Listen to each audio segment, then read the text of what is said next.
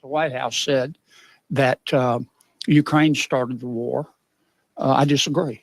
He makes Jeffrey Dahmer look like Mother Teresa. Mass layoffs impacting federal agencies, including Health and Human Services, the FAA, and soon the Pentagon. Multiple officials confirmed to ABC News that Defense Secretary Pete Hegseth is ordering proposed cuts of 8% for the upcoming fiscal year 2026 Pentagon budget and the 4 years that follow.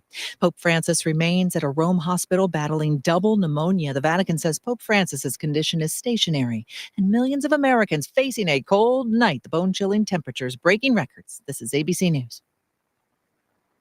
2 people are dead after 2 small planes collided in midair north of Tucson, Arizona today. Little appears to remain of one of the aircraft. Burned wreckage on the desert floor. The FAA says 2 small planes, one a Lancer and the other a Cessna, were flying near Marana Regional Airport when they hit near a runway. There were 2 people on each plane. The FAA says after the 2 hit, the Cessna was able to land, but the Lancer hit the ground and caught fire. 2 people on board were killed. The NTSB and FAA are on their way to the scene to investigate. Alex Stone, ABC News. A real mystery at sea. Hosts of many popular true crime podcasts will headline a true crime-themed cruise in 2026, billed as a first-of-its-kind immersive mystery experience at sea. The 4-night cruise from Miami to Nassau, Bahamas will feature murder mystery events, workshops, a crime-solving immersive theater, and trivia nights. Michelle Franzen, ABC News. If you're living with dry age-related macular degeneration or dry AMD, you may be at risk for developing geographic atrophy or GA. GA can be unpredictable and progress rapidly, leading to irreversible vision loss. Now there's something you can do to slow it down, get it going slower. Izervay is proven to slow GA progression. Izervay gets GA going slower. Izervay or avacincaptad pagel is a prescription eye injection used to treat GA. Don't take it if you have an infection or active swelling in or around your eye. Izervay can cause eye infection, retinal detachment, or increased risk of wet AMD. Izervay may temporarily increase eye pressure. Your vision may be impaired after an eye injection or exam. Don't delay. Ask your doctor about Izervay today. Izervay gets GA going slower. Visit Izervay.com. That's IZERVAY.com. The views and opinions of the following show do not reflect those of WSMN, its owners, and/or associates. Welcome to the Common Sense Conservatives, a political discussion group about current events and other government-related matters every Wednesday evening from 7 to 8 p.m.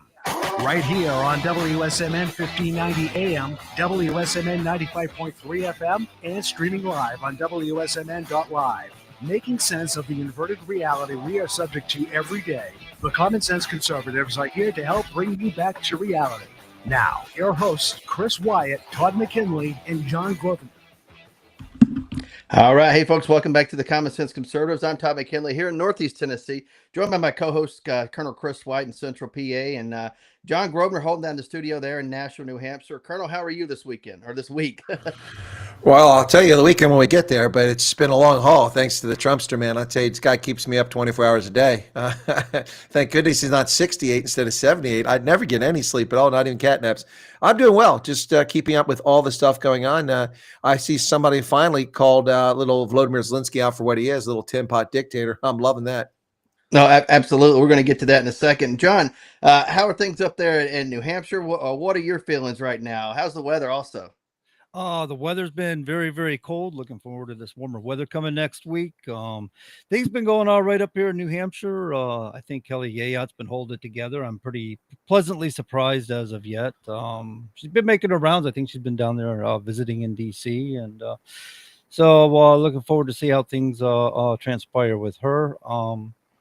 Other than that, yeah, I think things are going all right. A lot of ice and stuff on the sidewalks. So if you're walking out there on the sidewalks, ladies and gentlemen, be careful. It's definitely very, very thick with ice. There you go. Okay, be careful out there, folks. But so, Colonel, let's talk about Vladimir Zelensky really quick, and maybe Trump's, his insinuation that he started the war. Let's start there and talk about him real quick. Well, Ukraine didn't start the war. That's true. And a lot Right. of people are losing their minds of it. But Ukraine definitely has a responsibility for the fact that there is a war.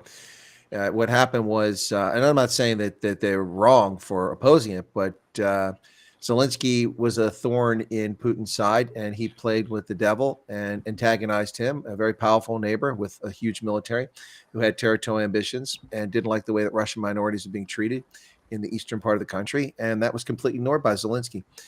So if Zelensky had been willing to be a compliant patron state, a client state next door, Right. compliant client state, there you go, next door, then there wouldn't have been a war. Just like Belarus. There's no war in Belarus. Belarus, they behave the way Russia wants them to. I'm not saying Ukraine had to do that. They're a sovereign state. But, well, what's the alternative? To behave like that or wind up in the carnage you've seen for the past 3 years with no insight? No, Zelensky refused to hold elections. He banned the Russian language. He banned the Russian Orthodox Church. He is a fascist in every respect. All these hoodwinked losers around the world putting their little Ukrainian flags up in solidarity. Shame on you. Where's your Sudan solidarity flag? Where's your Niger solidarity flag where the president was removed by a military coup? You people are frauds. You're all frauds, and I don't want to hear it. I was in France for the World Cup last year, and those losers still had flags hanging up in the city, all the Ukraine flags. None of them have been to Ukraine, and 90% of people in town could identify Ukraine on a map. It's just empty-headed virtue signaling, and it's time that somebody called Ukraine to account. I'll tell you what, Zelensky's not doing himself any favors. First off, he wasn't invited, so he flies himself to the United Arab Emirates so he can be close in case Trump calls him. Dude, you missed the boat entirely. And then, when Trump says something, instead of just being quiet about it, he has to stick his pride and big chest out there and go, "Oh, the president's got bad information, disinformation." We see how well that's going for South Africa now, trying to condescend to the president of the United States. It's not going to go well for Zelensky, and it's going to go very badly for the people of Ukraine because of his arrogance. And I feel bad for the people of Ukraine, but Ukraine deserves it. They voted for this clown. Yeah, you voted for the clown, and you allowed him to basically suspend any semblance of any constitution that you have. I mean, like you just talked about the language with religion and so many other things, and suspending elections and so on and so forth. And here's your big savior. I don't think so. A big savior can actually stand the fire, proverbial fire, if you will, from the voters, as well as stand up to the fire from the Russians at the same time. And that's the way it should be. I think, like you think of it. FDR didn't get to suspend elections during World War II. Now, mind you, he was elected to unprecedented 4 terms, but he didn't get to suspend the elections. He had to face the voters just the same. Mm-hmm. Absolutely. We talk about King Franklin and all this stuff. He at least had to face the voters. I don't understand how they're getting away with it there in Ukraine. Well, the Constitution allows him to do it, but that doesn't make it moral or just. I think it's kind of funny because right now Zelensky's trying to hold some position of power with Trump in the United States and try to put conditions on things. It's kind of like, dude, you've been unfunded, you have no power left, your war's coming to an end, and now you want to put stipulations on what's going to be for peace. I think he's at the losing end of the stick on this one, and you just can't face it. I mean, quite frankly, the only country here that has any real pushback against the United States of any consequence is the Chinese. Everyone else has they have no weight. If the British want to threaten us, the French want to threaten us, even if the entire European Union wants to threaten the United States, let's see who comes to their knees first. We barely sell Cadillacs or General Motors cars in Europe. They sell tons of BMWs and Volvos, although they're Chinese owned now, but they're still made in Sweden. Volvos, BMWs, Mercedes, Benz, Fiats, they're all sold here. Let's see who comes to their knees first if we want to play this game of chicken. That's right. Trump. That's exactly what Trump's point was about the tariffs. Was we're going to create balance and trade again, or we're just going to cut them out. You know what I mean? We're not going to open up our markets to them anymore if they can't appreciate it. We've opened up our markets for way too long. It's been taken advantage of, and we've got no reciprocity. Well, there's no problem with opening our markets and let our goods compete on quality, service, and value and price, but at reciprocity level. I mean, they charge us 4 times the tariff to put our goods in Europe for our cars as what we charge them 2.5. They charge us 10%. That's unconscionable. A $50,000 car, that's a $5,000 tax on top of the value-added tax, which is 19% in the UK and 18% in Germany. It's just insane. And in Sweden, it's like 24%. Yeah. Absolutely. So, Eric Adams, I guess they had a little deal recently about letting him off the hook. You had a few federal prosecutors that resigned, and now you have a U.S. District Judge, Judge Dale Ho, said he's not going to dismiss the charges as of yet. He's not going to shoot from the hip from the bench. He wants to look at everything before he makes a decision.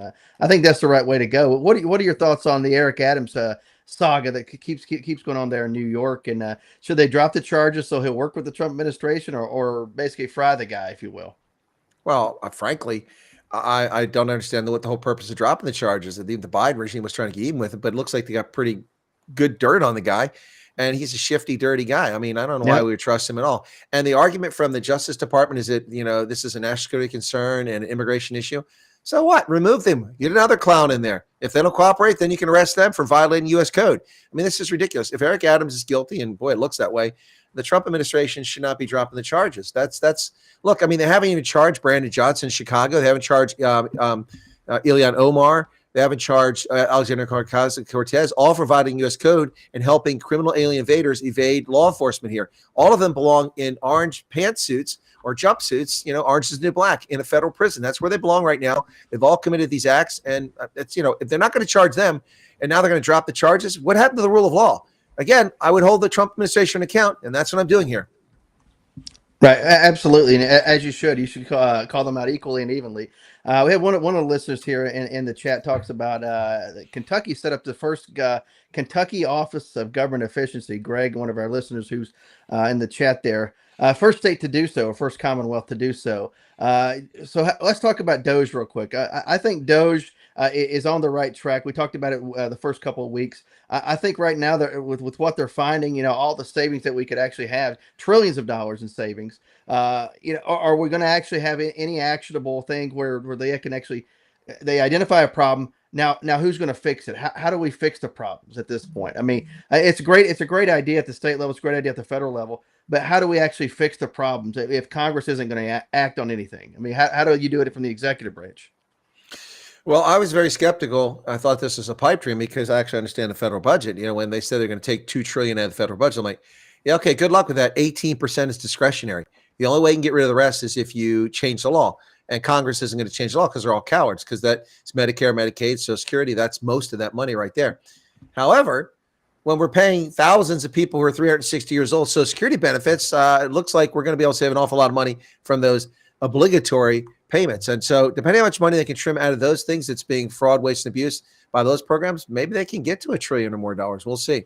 They claim they've already saved something like 50 billion, but I mean, that's a drop in the bucket. The federal government spent that in like 3 minutes, Yeah, absolutely. Yeah, it's got to be it's not enough just to identify some of the problems and where the shortcomings are or where the fraud is. It's a matter of actually being able to, not bring people to account, if you will, if somebody's responsible, somebody did something criminal, or be able to cut off the spigot.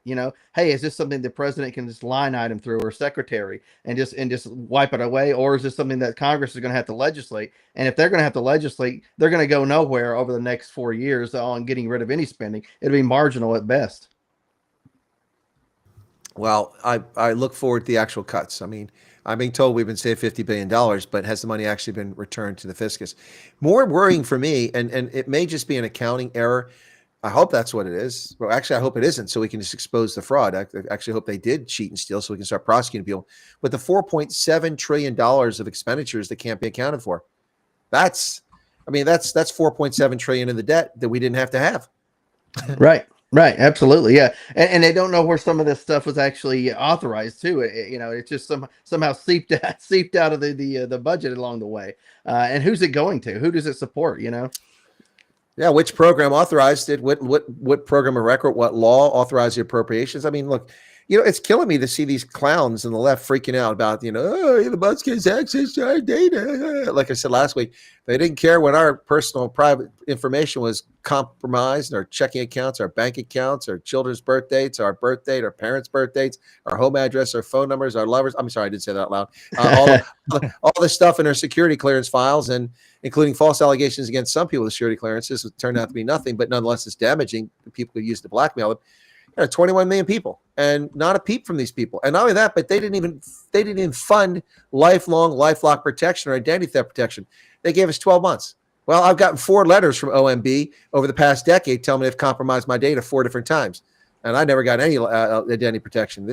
But they're worried about people going into a database to get. Look, Elon Musk has more information on those people that are worried about him because they have gray check marks on their Twitter account and had to divulge more information than he's going to have access to. It's just a show. Those same people that are complaining about this on the left seem to have forgotten SolarWinds was hacked for 9 months. Right. And I mean, we're talking about a lot of regulatory agencies and stuff. I think almost the entire government was exposed. And of course, the standard answer for the United States government is no sensitive information was lost. Yeah, We right. don't know No, that. yeah. Sure. Sure. Yeah. Lost. Look, on the OPM thing, the first time it happened for our security clearances, there were people in there for 18 months before they realized there was someone in there in the database. And they didn't know who it was initially. It took them another year to figure out who was actually in there. That's how incompetent they are protecting data. And they're worried about Elon Musk. I think that, the barbecue Lay's chips that go on the Starship launches are probably more secure than government data. I mean, give me a break. These people are ludicrous. Somebody's asking if Doge will have access to NSA databases. I think they No. Why would they have access to NSA databases? I don't know why, but I think they do have some pretty big clearances, don't they? Yeah, but it doesn't matter if you have a clearance. I don't know about that need, big, but yeah. You have to have a need to know, and you have to be read on for a program. Yeah. And I can tell you that Right. some programs have 3 people, an entire country they're read on for them. Most are much larger than that. No, there's no reason for them to, no justification whatsoever for them to have access to a program. There may be justification for them to see budgets for NSA. The unclassified budget. But then the classified portion, but that's for the entire intelligence community, they would have to see that. But of course, that would be behind closed doors for people to clearance. It can't be these 18-year-olds who don't have a security clearance. Yeah, 18-year-olds that on a whim just click a link and then put it out to one of their people on the street so they can report about it. The leaks that are coming out of Doge on a daily basis. It's coming from somewhere. And some of it, go ahead. You got to be careful, man. I mean, you start playing around, and the next thing you know is would you like to play a game? Right, exactly. Next, cool. Thermonuclear. That was a really good movie for the time period, man. Oh, it's brilliant. It was ahead of its time. The Whopper. Oh, yeah. Yeah, the Whopper. Whoa. I love that. Yeah. Dabney Coleman was the bad guy, good guy. And then, of course, Matthew Broderick's first movie ever, and Ali Sheedy. Right, yeah, a fantastic movie. It stands up for some of the cheesy movies at the time because it didn't rely on a lot of sci-fi nonsense. It was grounded in reality. Yeah, it was high tech, but it was believable, and it was pretty cool. The Whopper, Yeah. I still get a kick out of that when I see it, when it starts making those noises. The Whopper. Whoa. I love it. Oh, Jesus! Joshua. Yeah, Joshua. that was good. But what's funny is how Matthew Broderick's character was so high tech enough to be able to figure out the mystery, and then all of a sudden to be able to get into NORAD there in Cheyenne Mountain as they were closing the door. Nobody shot them. Yeah, that was a little odd. Quick, get in here. I've been in that door at NORAD. I've been in that building. It's pretty wild. It's the inside, and this isn't a state secret, but it was the construction project was for the Navy. Yeah. No, it was for the Navy. It was for the Navy. So the Navy had the responsibility to build it. So it's built like a battleship. So when you go in, it's like, you go from compartment to compartment, but you're right. It's on springs there for the earthquake proof stuff. But yeah, it's like you're inside a ship at sea. I mean, but you're inside a mountain. Pretty wild. It was one of the coolest things I ever did in the military, was actually going to Cheyenne Mountain. And I'm glad that I went on that one trip, because otherwise it never would have happened. Yeah, they do operations from down at the air base now. They don't do a lot in the mountain these days. It's kind of wild. Well, they were still doing a lot at that time. That's changed. It's been over 20 years since I was there. Yeah, I got you. Yeah, interesting stuff. So, but yeah, so a lot of stuff going on out there. And what is your assessment right now on the first 100 days? I know we're not even a full month into it. Tomorrow will be a full month into his his term. What are your thoughts on his first 100 days thus far? If you had to give a grade on it. Well, let me stick to the first 30-day assessment, since that's all we're at. Okay. Right. I would say it's out of the park. It's a home run. This is an epic, amazing thing. I really love how, I had a conversation with Franz Cronje today, who's very well known in South Africa. He used to be the chief executive officer of the Institute for Race Relations.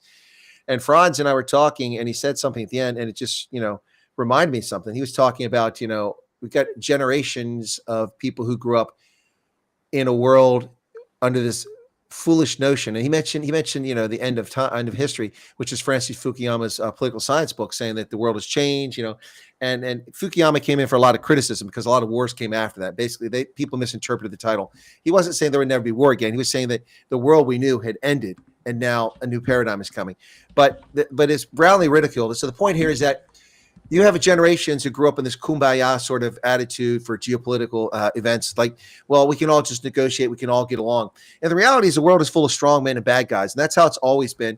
And it reminds me, when I was in Africa, I would go around to people like afraid of the military and afraid of police. And I said, I understand, because military and police oftentimes are abusive here. But you can't live in a world like Black Lives Matter discovered, where there is no police, there are no military, because they're a deterrent. There will always be Homo sapiens that are bad actors who will seek to take advantage or harm other people just because it's their nature. There's always psychopaths that have no compassion whatsoever, and others. So this nonsense of we can just negotiate it. Let's have a bigger G7. Now it's a G20. It's unwieldy. Accomplishes nothing. Let's do this. Let's go to the UN General Assembly. 193 people vote. Okay, great. That's going to sum. The bottom line is that we finally have realpolitik back on the table, and it's making a difference. Trump is like a bull in a china shop, and I'm loving it. It's amazing. It's unbelievable. He's getting it done. And these namby-pamby little countries think they can stand up with their nonsense, and every one of them backs down within minutes or hours. And it's whether it's Canada, Mexico, Colombia, the United Kingdom, the Middle East situation, they haven't backed down, but they've all taken a step back and go, wait a second, we better come up with a plan or Trump's going to turn into the Mar-a-Lago on the Med. We better move fast, where there was no movement for ever since this invasion took place in October of 2023. So Trump is playing realpolitik, and it's working. And it's about time that adults were back in the room when it comes to international relations, because the stupidity that we've dealt with since the end of the Cold War has been a complete disaster for the world. It's led to the rise of Chinese communists who oppress people, who put people in prisons and concentration camps and harvest their organs and rape them in prison and wipe out the Uyghurs. It's led to total chaos the world over, and half-hearted attempts to enforce a global order by Bill Clinton, George Bush wasn't half-hearted. He went all in, but half-hearted by Bill Clinton, half-hearted by Obama, and now not even half-hearted, eighth-hearted by, Sleepy Joe. Trump is back. America's back, and it's time. The world needs this. And that's not an arrogant America first attitude. That is, the reality is that the world has gone to crap because nobody has stood up to do the right thing. It shouldn't just be the United States. Britain should be standing tall and doing this. And it should also be other powers. But the Germans are busy. They're feeling. Did you see him crying in Munich? He was crying because J.D. Vance hurt his feelings. I can't believe he said that. It was so rude. He said, we don't believe in free speech. Well, you don't. And we saw the news reports on 60 Minutes. They're walking around beating on doors. Hello, Polizei. And they walk in and take their laptop because they posted a meme on Facebook. I'm like, it's like the Nazis, man. And they're sitting there crying and saying, America's not the same. You're right. We're not the same. We're back to real values: liberty, freedom, equality, justice for all. All right. Sorry, buddy. Put your little leather shorts on and go have a beer in the Hofbräu House tent, because you ain't getting nowhere in this conversation. Germany is about to get an earth-shattering result on the 23rd of February when they have their national elections. I am predicting that the Alternative for Deutschland will be the second largest or potentially the largest party in the country, and that is going to change things one way or another. So let's say this party does sweep parliamentary elections. They swept into power.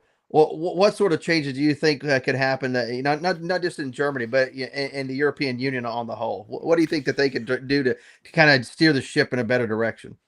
Well, to be clear, they're not going to sweep into power. Germany's politics are so fractured, and they've been attacked by the government, and they've been abused. They're spying on them legally. They got a court order claiming they're a terrorist supporting organization, which is nonsense. They're a political party.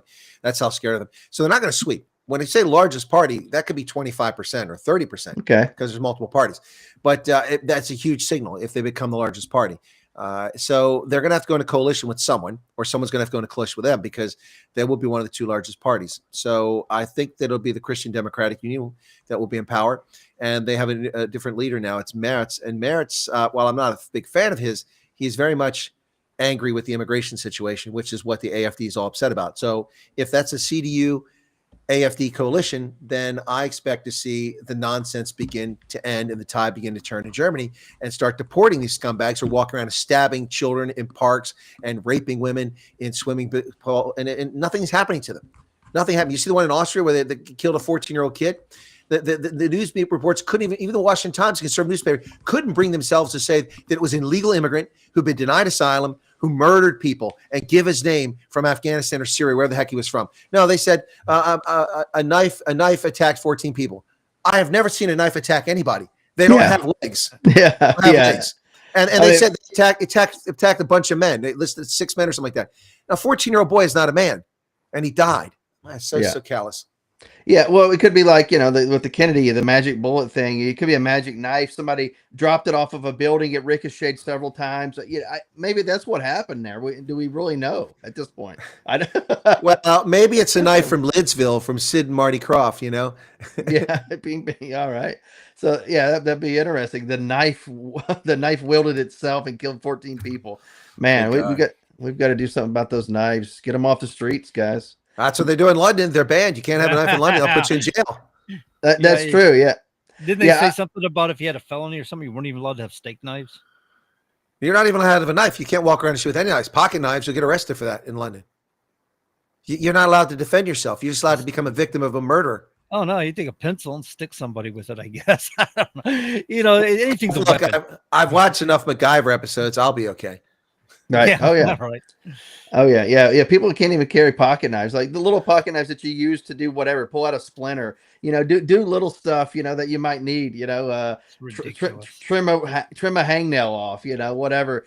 You got a piece of lint, or you got a string, cut the string. You're not going to go stab anybody with a tiny little blade. And if you do, it's going to be like, what was that? Why'd you poke me? But now all of a sudden you're a felon. It's ridiculous. I do submit that if it was Jack Reacher, that little thing would be deadly.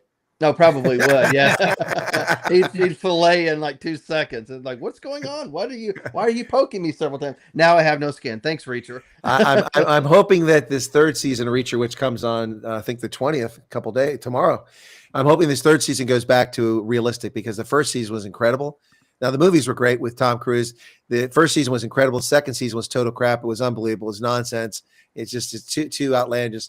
So I'm hoping this one goes. It was like watching Triple X, with what's his name. So I'm hoping that this goes back to a more realistic scenario and be entertaining. But I'm really looking forward to it, because I was so disappointed at Reacher last season. Is that Vin Diesel with Triple X? Yeah, it was Vin Diesel and Triple X, which it was okay, but it was a bit ridiculous. There's also Samuel Jackson. Fast and Furious to me was ridiculous too, but hey. Which one? Number 1 or 37? Yeah, I think all of them. But I think I goodness. may have watched one, and that would be the first one, and that's pretty much more than enough for me. Yeah, I mean, like, this is in the 1950s. Where are people drag racing? LA? I mean, I've never seen drag racing on city streets. Yeah, right. But then after they got into this thing from where it was just a quasi gang, if you will, to people have superpowers somehow. I don't know how that. Oh, that's superpowers. I missed that part. I don't know if that got in there somehow. But that's like an Arnold Schwarzenegger movie, man, where the guy gets hit in the head. Arnold Schwarzenegger's character is getting the head 15 million times with a lead pipe, and somehow musters enough strength to get up and conquer his enemy. Oh, of course, yeah. Throw or on what was it, Commando? He throws a pipe through the guy that went all the way through him. Let off some steam, Bennett. Like, come on, how did that happen? They're basic, but they're good lines. Get to the chopper. He was known for his one-liners.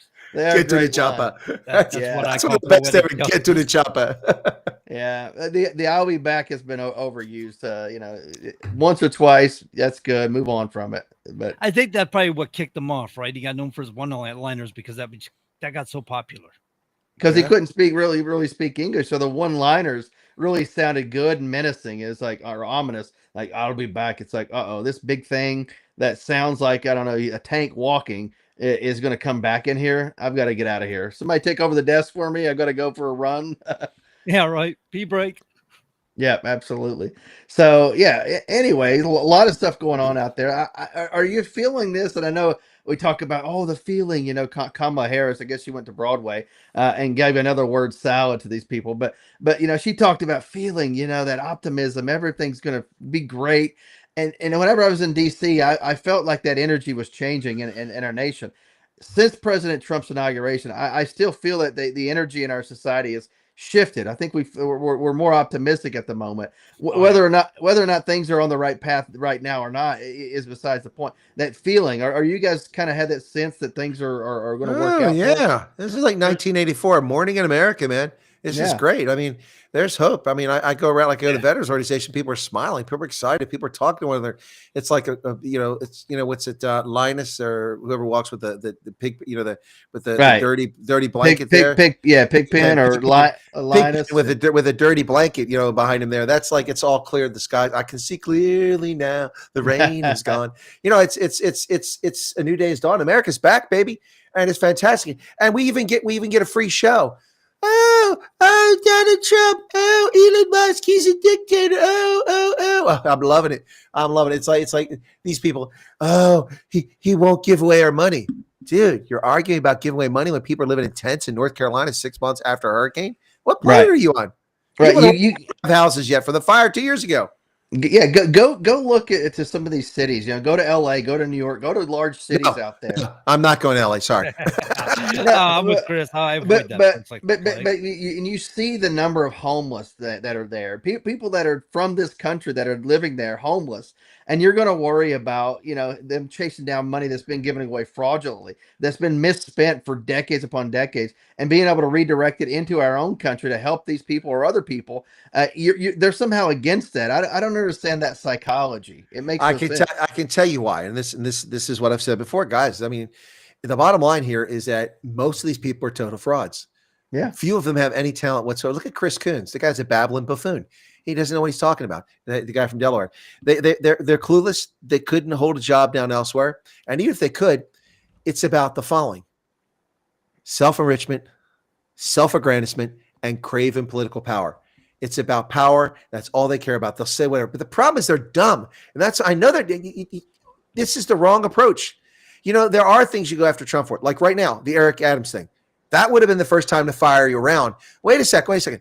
I mean, the Justice Department was going to prosecute this guy. They got a 45-page indictment against him. I mean, these sound like very serious charges. At least it should get a hearing, and the Justice Department's going to dismiss it. That's a real thing. But they're just tilting at windmills and everything else because they're idiots. And I'm loving it. I'm glad they're stupid. It's like watching the Socialist Party of America National Convention a couple years ago. Excuse me, point of personal privilege. Could people stop clapping? Because I have sensitivity issues. So the rest of the damn conference, they're all sitting there every time they want to applaud. They're shaking their hands like this, like people going through an epileptic seizure. It's unbelievable. Yep. This is what the Democratic Party is today. Yeah, it was funny because I thought it was a joke. I heard it and I go, "Oh, nah, wait, it's real. it's serious." Yeah. A few years ago, I went to a couple of congressional, I don't say hearings, but like town halls. There we go. It's a couple of congressional town halls, and some of the lefties that would show up to those, they would hold up like a green or a red card, like green if they agree, red if they disagree, because they weren't going to make any noise at all, like boo or hiss or anything, because they didn't want to be singled out as being the bad guys in the whole thing. So they would just hold up a green card or a red card, or they would do the weird spirit fingers. And I had to ask somebody, like, what is that? And they're like, well, that's the left right there. And I'm like, they're possessed. Oh. I'm like, I was just over there shaking their hands, talking to them, being nice to them because they were here early enough.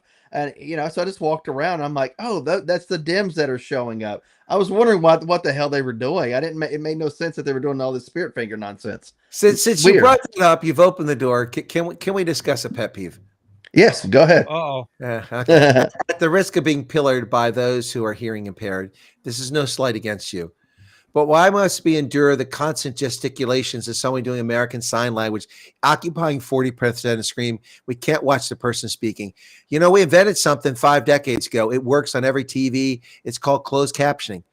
So why are we dealing with it? This is woke nonsense.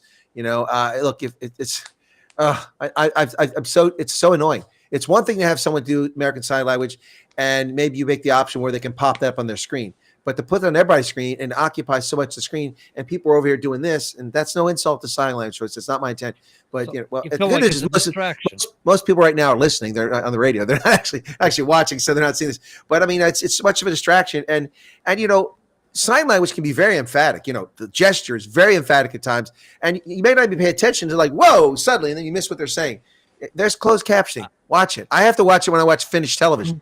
Yeah, I never had that problem with it, to be honest with you. But to each his own. I understand your point. Yeah, but we're talking also more he brought up sign language as an aside. We're talking about the people in the audience that don't want to make the noise, so they do like the spirit finger thing, or they hold up a sign that like a green card. Oh, or yeah, a red yeah. card. Yeah, I want to go back to my pet peeve, John. You're off the program, man. You dead rhinos. Who let the rhinos out?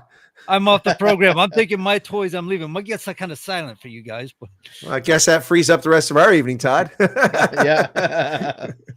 No, we don't want to kick John off. So there was a thing we missed over here. Somebody was asking about Doge, and they're talking about giving back $5,000 to every taxpayer, I believe.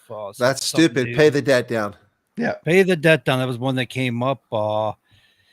Pablo come up with he feels like should be put towards a sovereign wealth. No. I was kind of wondering if since a lot of this money's coming out of Social Security, should it not go back to the elderly and they can actually not have to choose between medicine or whether they eat tonight? But Well, it could actually go into the Social Security so-called trust fund and lockbox instead of being turned. Lockbox. Just put it in there so that that's less tax we have to take out of other people's pocket, and the program survives, because it's going to collapse again another 5 or 8 years because there's no money, because they're taking more out than they're putting in. So go put it back in there.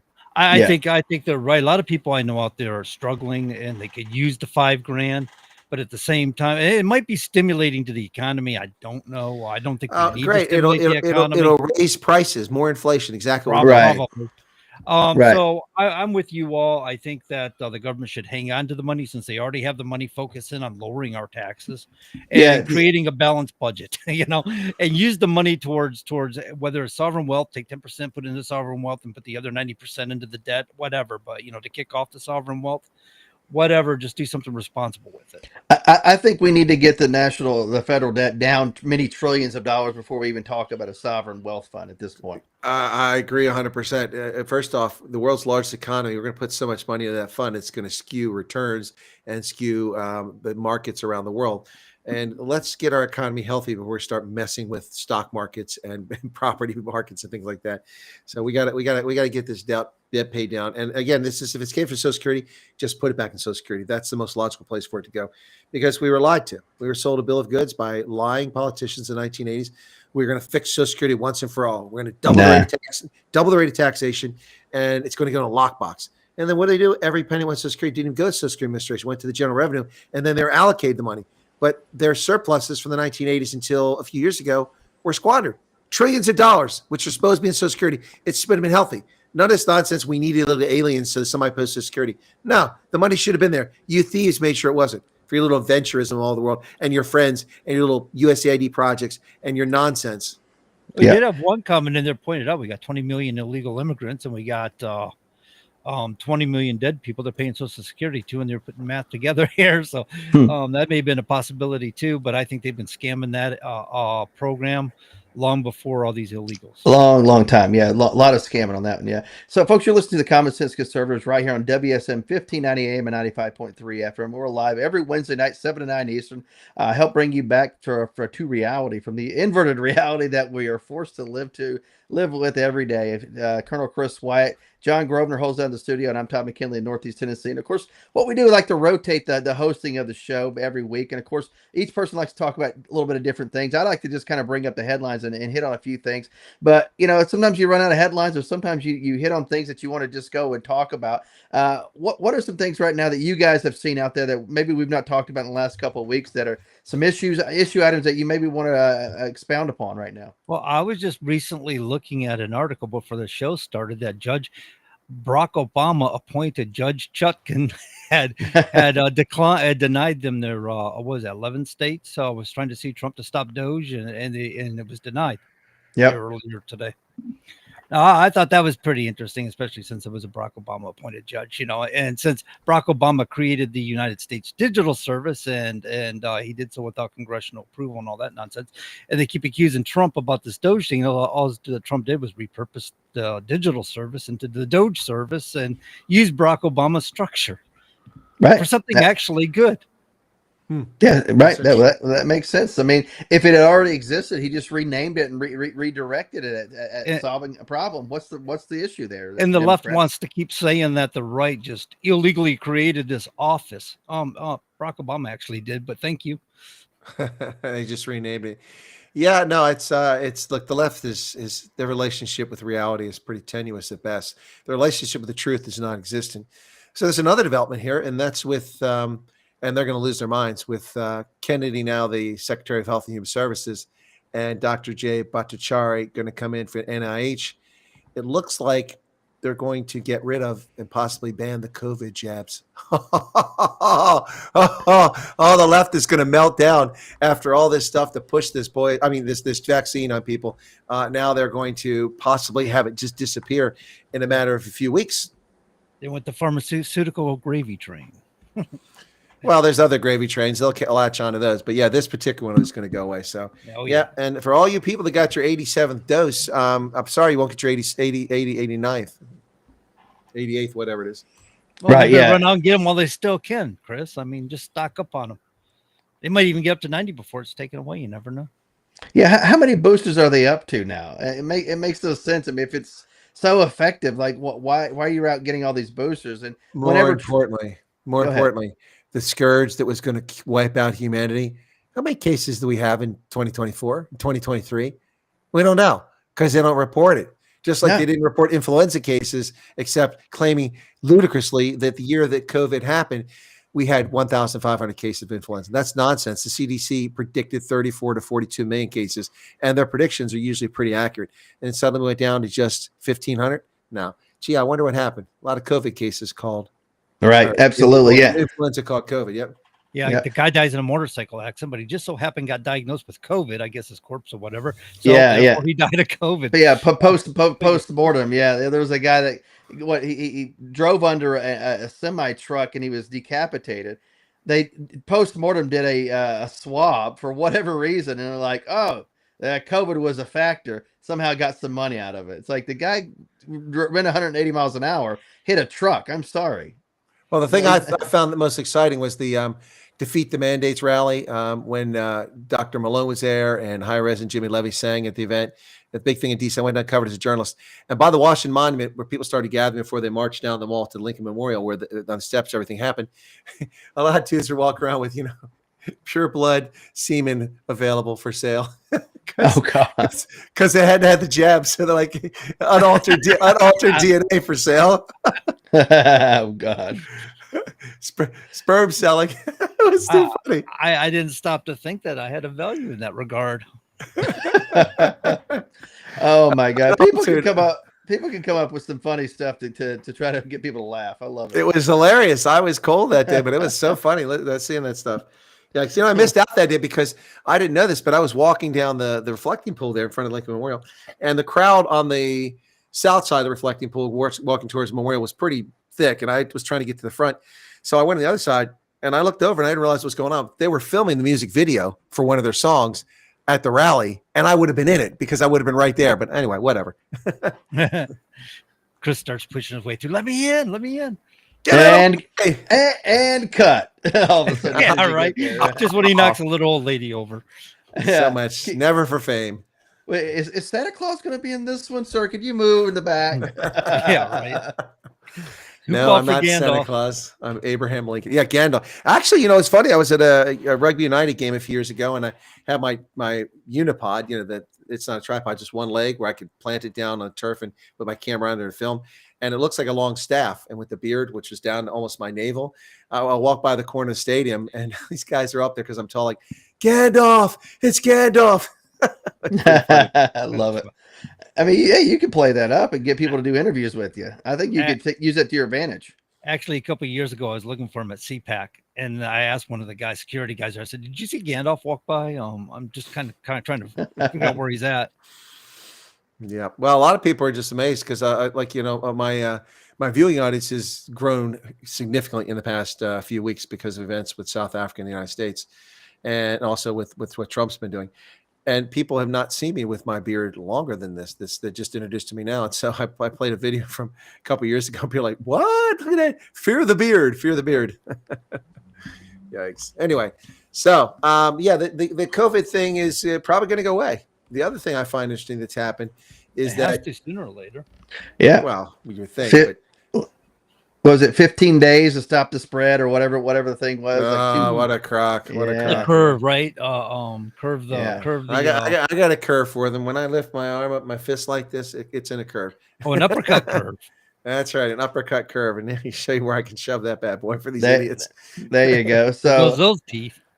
Pope Francis right now suffering from pneumonia. Double pneumonia, whatever that means. Does that mean both lungs or what? I don't know. I don't know. Fluid, probably.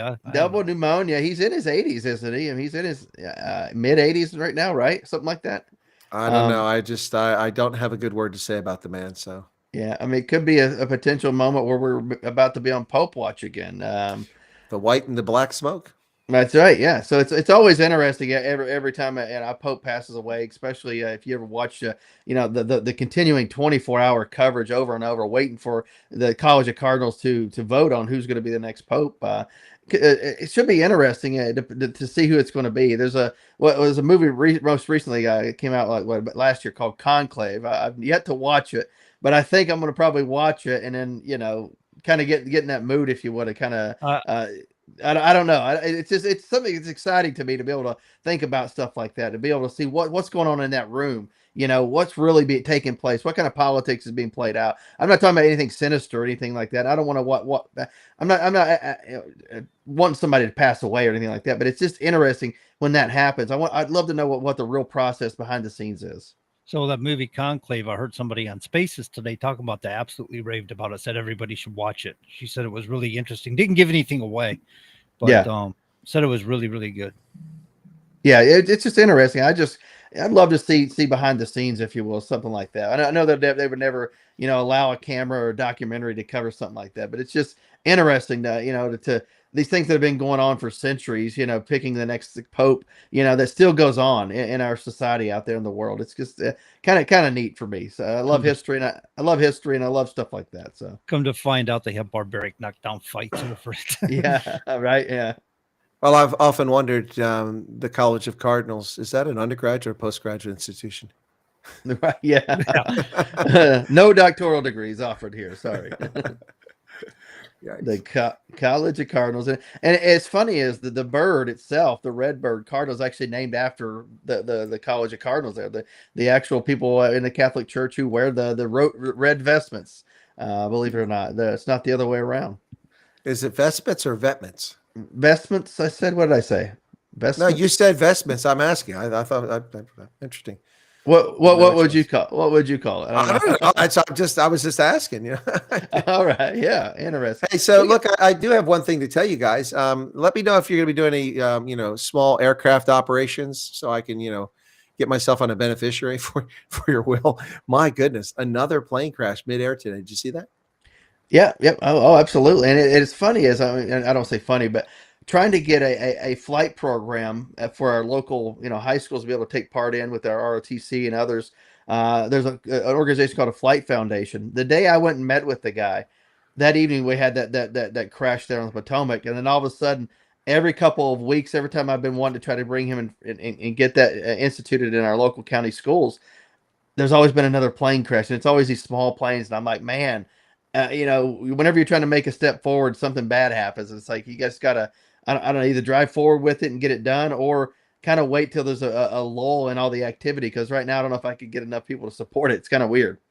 Well, speaking of a shock and surprise, what about that Delta flight landing at Pearson Airport in Toronto that flipped over? Thankfully, there are no fatalities. There were some critically injured people, but apparently they're going to survive. That was insane. And I think the people that the best video of it is, a lot of people go to airports, they write down the tail numbers. It's kind of a hobby, plane watchers. Right.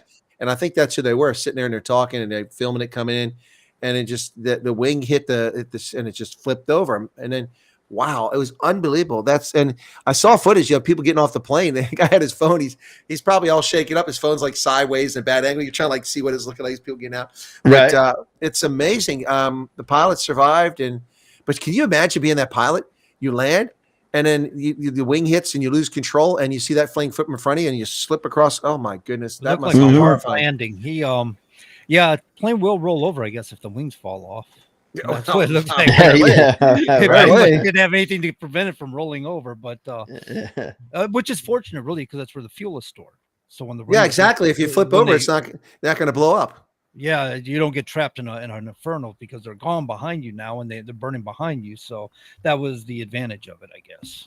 I guess it's another good reason when they tell you, make sure you don't put your valuables in your checked luggage, because you might never see your checked luggage again, something like that. Good God, that was absolutely insane. It's like watching Die Hard 2 at the airport there in DC when they lower the altimeter, and so the plane came in. The fake British Windsor Airlines comes in and crashes. Windsor Airlines, I love it. So it's tower. This is Windsor 352 on approach, and the tower can't talk to them because it's not the tower; it's a terrorist to have them on the radio. Listen, Windsor, you're looking 5 by. You ride the glide path. Come on, welcome to DC. Yeah.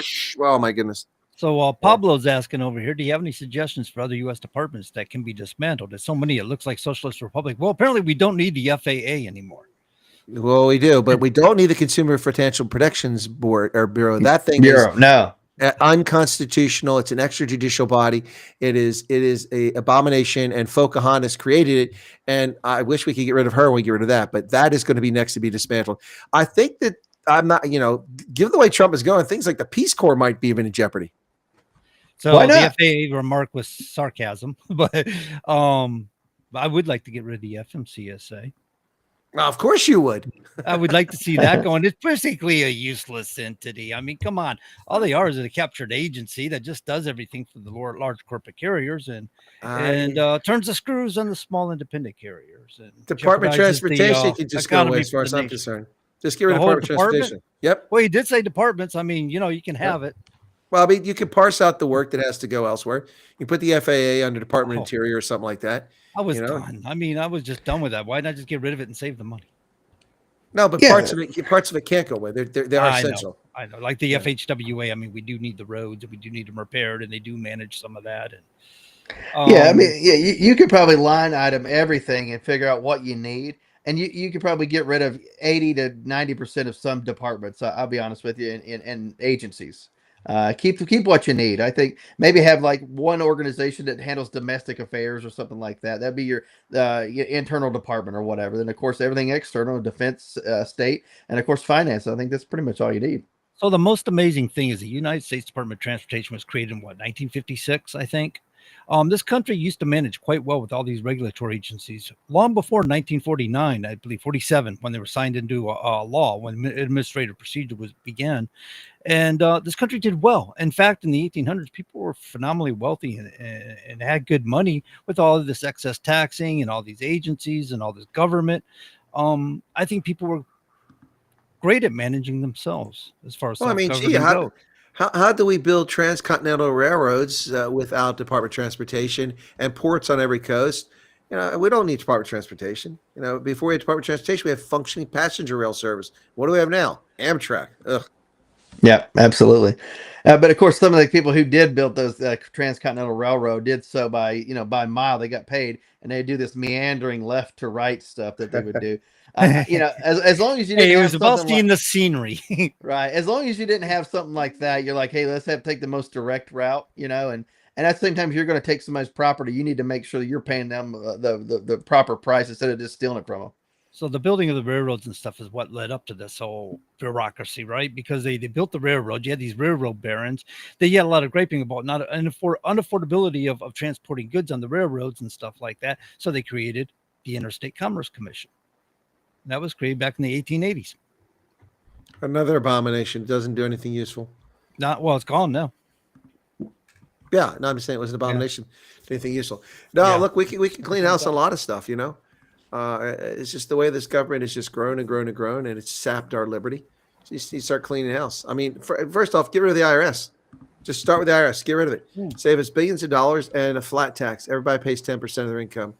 And if you're like, that's unfair, anybody, depending, for every adult, 20,000, and for every child, 10,000. And if you are below that threshold, then you don't pay the 10%, or you pay less, but everyone else pays 10%. There you go. Piece of cake. Sales tax?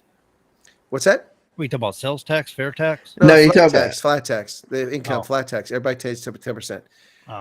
No deductions, no accounting tricks, no all this nonsense. It'll put the IRS out of business and take away a body which I think is also unconstitutional. They can seize your assets, and the Constitution prevents that. So they need to go away. They do. Soon. Take away the Federal Reserve with them. Yeah, we need a central banker. I'm not sure I agree with that one. We've had 3 in this nation, right? We've had times where we didn't have a central bank. Well, right, yeah, many years. You had the Bank of the United States that Jackson killed a couple times, right? At least once. Yeah. Well, Hamilton was in charge of creating it the first time, and then I think you're right, Jackson, and then the Federal Reserve was created in 1913. I don't know if they had one back in the 1880s or not. No, we didn't, and it's not a central bank, but it fills the role of a central bank essentially. Yeah, talking about the Federal Reserve, obviously. The Federal Reserve, yeah. Right, Look. and of course the president he appoints the governors, right, and of course they serve a term, right? Is it 10 years, 15, or whatever the term is? Was it 10? Was it 5? I think it's. I don't remember. I thought it was 10. Maybe it's 5, but yeah. How long was Janet Yellen around? I mean, Yoda was bothering us for how long? Wow, she was they basically ensconced themselves, and how many people knows these governors? You know, Greenspan was there for a long time. Oh, forever, yeah. Of course, he was the chairman of the whole thing, yeah.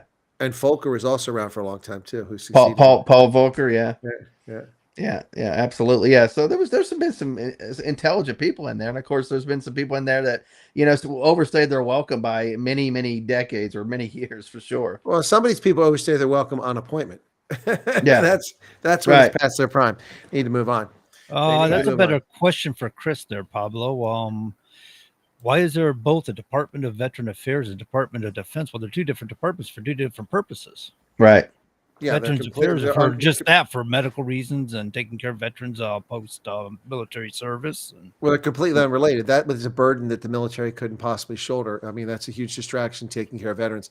So my retirement pay, even though the Army provides it, they have nothing to do with it. It's dispersed. It's dispersed. Well, I mean, so the Army does disperse my retirement. I stand corrected, but my medical and my educational benefits and my home loans and all that's not something the Army has time for. It's a huge distraction. So that all comes from Veterans Administration, and that's why it's a separate organization, and they're not remote. I think part of the problem here is Pablo is familiar with something in South Africa. They have their Department of Defense and Veterans Affairs are in the same department, but neither is functional, so it really doesn't matter. Right. That's just true. Yeah. Separate for a big reason. Obviously, once you separate from the military, you don't have that active duty force that has the time to be able to take care of that type of population. It's just too many people, so it's easier to do it with a different department. And we're about to hit the hard break here. I know we've kind of beat around the bush here with some of our conversation. We're going to come back with probably hit a lot of the highlights that are out there that you're seeing in the news back at the hour once we get past the break. But anyway, John, last couple minutes here. I know you didn't get a chance to talk about some of the issues that you're facing, that you're seeing that we maybe haven't talked about. Maybe we'll hit on in the second hour. Some of the what comes to mind directly. Talk about your new governor up there. I want to know what governor. I'm not. I pretty much said all there is to say. I mean, like I said, she's been down in Washington visiting with. She visited with Sean Duffy and a couple other people down there. I don't know who all, but I've just been getting stuff off her social media feed and. Like I said, her first act was assigned in COGE, a committee on government efficiency, and a lot of business folks and stuff got on that committee, and so they kind of may see a lot of good come from it. I don't know if it's going to be as attractive as what's going down in with Elon Musk, of course, because that's just dynamic, right? But I'm hoping to see some stuff come out of it. We'll see what happens, or maybe it backfires and these guys are protecting their assets and interest and stuff. I don't know. We'll know. No, in just a second. Colonel, I think you had your finger up there a second, or were you you muting your button there? I couldn't tell. Just muted my because if I cough, I don't want to disturb the program. All right. Yeah, the Colonel's a little bit under the weather. I think you got a little cough due to cold or something, Colonel? No cough. Just working 24 hours a day. When you talk 18 hours a day, you got to clear your throat. He does. I get the news feed or the notifications. Colonel Chris White went live on YouTube. In fact, I watched him. Was it earlier today? I think he was getting a phone call or he dialed a phone call from the President of the United States of America. It was great. Right. That's right. Yeah, no, it's pretty funny. I guess people said something about Trump. I'm like, yeah, hang on a second. I got a phone call here. Like, yeah. Listen, Don, could you, Oh, it was great. You should have seen it. You should go back and see if you can find it. I don't know which episode it was, or he can send you the link, but he did a great job on it. Really, John, Bubby, baby, Bubbaloo. Yeah, absolutely. It was like that. He's like, give Melania my best. And that's right. So I said, hey, I told him, say hi to Melania. Well, I said, boy, that Baron, that kid, what are you feeding him? Broccoli? He's growing like a weed. There you go. So it should be getting our playoff music here, but folks, we'll be back at the top of the hour here in just a few moments after the commercial break. Going to just get into a lot of the headlines and go from there. But we'll be back here in about 2 minutes, folks. Stand by.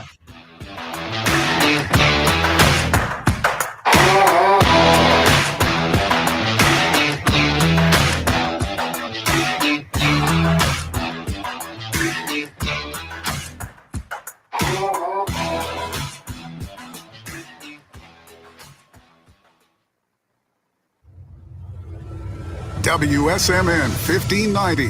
WSMN 95.3 FM Nashua. Listen, watch, and stream at wsmn.live. ABC News, I'm Dave Packer. President Trump doubling down, repeating much of what he tweeted about President Zelensky during his event in Miami this evening, again calling Zelensky a dictator. The death that's taking place between Russia and Ukraine has been going on, and we're going to end it. There's no profit for anyone in having World War III, and you're not so far away from it, I'll tell you right now. Trump again repeating false claims that the United States has spent $200 billion more than Europe defending Ukraine. The Justice Department, second in command, demanding a judge dismiss corruption charges against New York City Mayor Eric Adams, saying that Adams' cooperation with Trump's immigration deportations takes precedence. California could ban the sale of disposable vapes. Lawmakers say the bill's aimed at curbing plastic pollution in the state. The state has also passed laws in recent years banning single-use plastic bottles in hotels, the sale of styrofoam food containers, and single-use plastic carry-out bags at grocery stores. This is ABC News. The first lawsuit in last month's deadly collision between a Black Hawk military helicopter and an American Airlines jet has been filed. In what's likely to be the start of a lengthy legal battle after one of the deadliest aviation incidents in recent history, the family of a passenger who died in the mid-air collision near Washington, D.C., filed legal claims against the Federal Aviation Commission and the United States Army earlier this week, seeking $250 million in compensation. A lawyer for the family of Casey Crafton, a Connecticut father of three who died in the crash, called the collision a preventable tragedy and is investigating what he called willful neglect on the part of the airlines operating in D.C.'s heavily trafficked airspace. Peter Haralambous, ABC News, New York. Officials in eastern New Mexico say they've now identified 8 cases of measles and suspect some of their cases may be linked to the ongoing West Texas outbreak, though that hasn't been confirmed. The Lone Star State reporting 58 cases, with around 45 originating from Gaines County. Dave Packer, ABC News. Between all the holiday parties, weekend tailgates, and family get-togethers, we've been overindulging a little more than usual over the holidays. But now, we are starting the new year off on a healthier note by taking active liver supplements from New Nordic every day. Active Liver contains a powerful blend of turmeric, milk thistle, and globe artichoke extract, all natural ingredients that help protect the liver so that it can protect you from toxins. It's like giving my body a daily detox. I've never felt better, and my energy is through the roof. And my doctor is already impressed with how much better my numbers are looking. So if better health, more energy, and detoxing your body are some of your priorities this year, get Active Liver today and start the year off knowing you're giving your liver some well-deserved relief. Active Liver is available in both tablets and as a delicious gummy. You can find Active Liver in stores at your local CVS or online at Amazon or newnordicusa.com. Markdown Mayhem is here at Campers Inn RV. We slashed our already low sale prices by over $4 million on more than 350 RVs, and we're passing those savings directly on to you. Now's the perfect time to find your dream RV. Don't miss the new Transcend Explorer 24-foot travel trailer featuring bunks and a walk-around queen bed, yours for just $159 a month. Hurry into Campers Inn RV, the trusted home of the Integrity Price Promise, and take advantage of Markdown Mayhem before it's gone. Continuing the legacy started in 1904, Roger Pellerin of Gate City Monument Incorporated continues to provide the same high-quality monument custom. So this is for the people who are laughing at liberals right now, who think it is hilarious to see us devastated by the results of this election. I just want you to understand that the pain that you're seeing isn't about our candidate or our party losing. It's about America losing.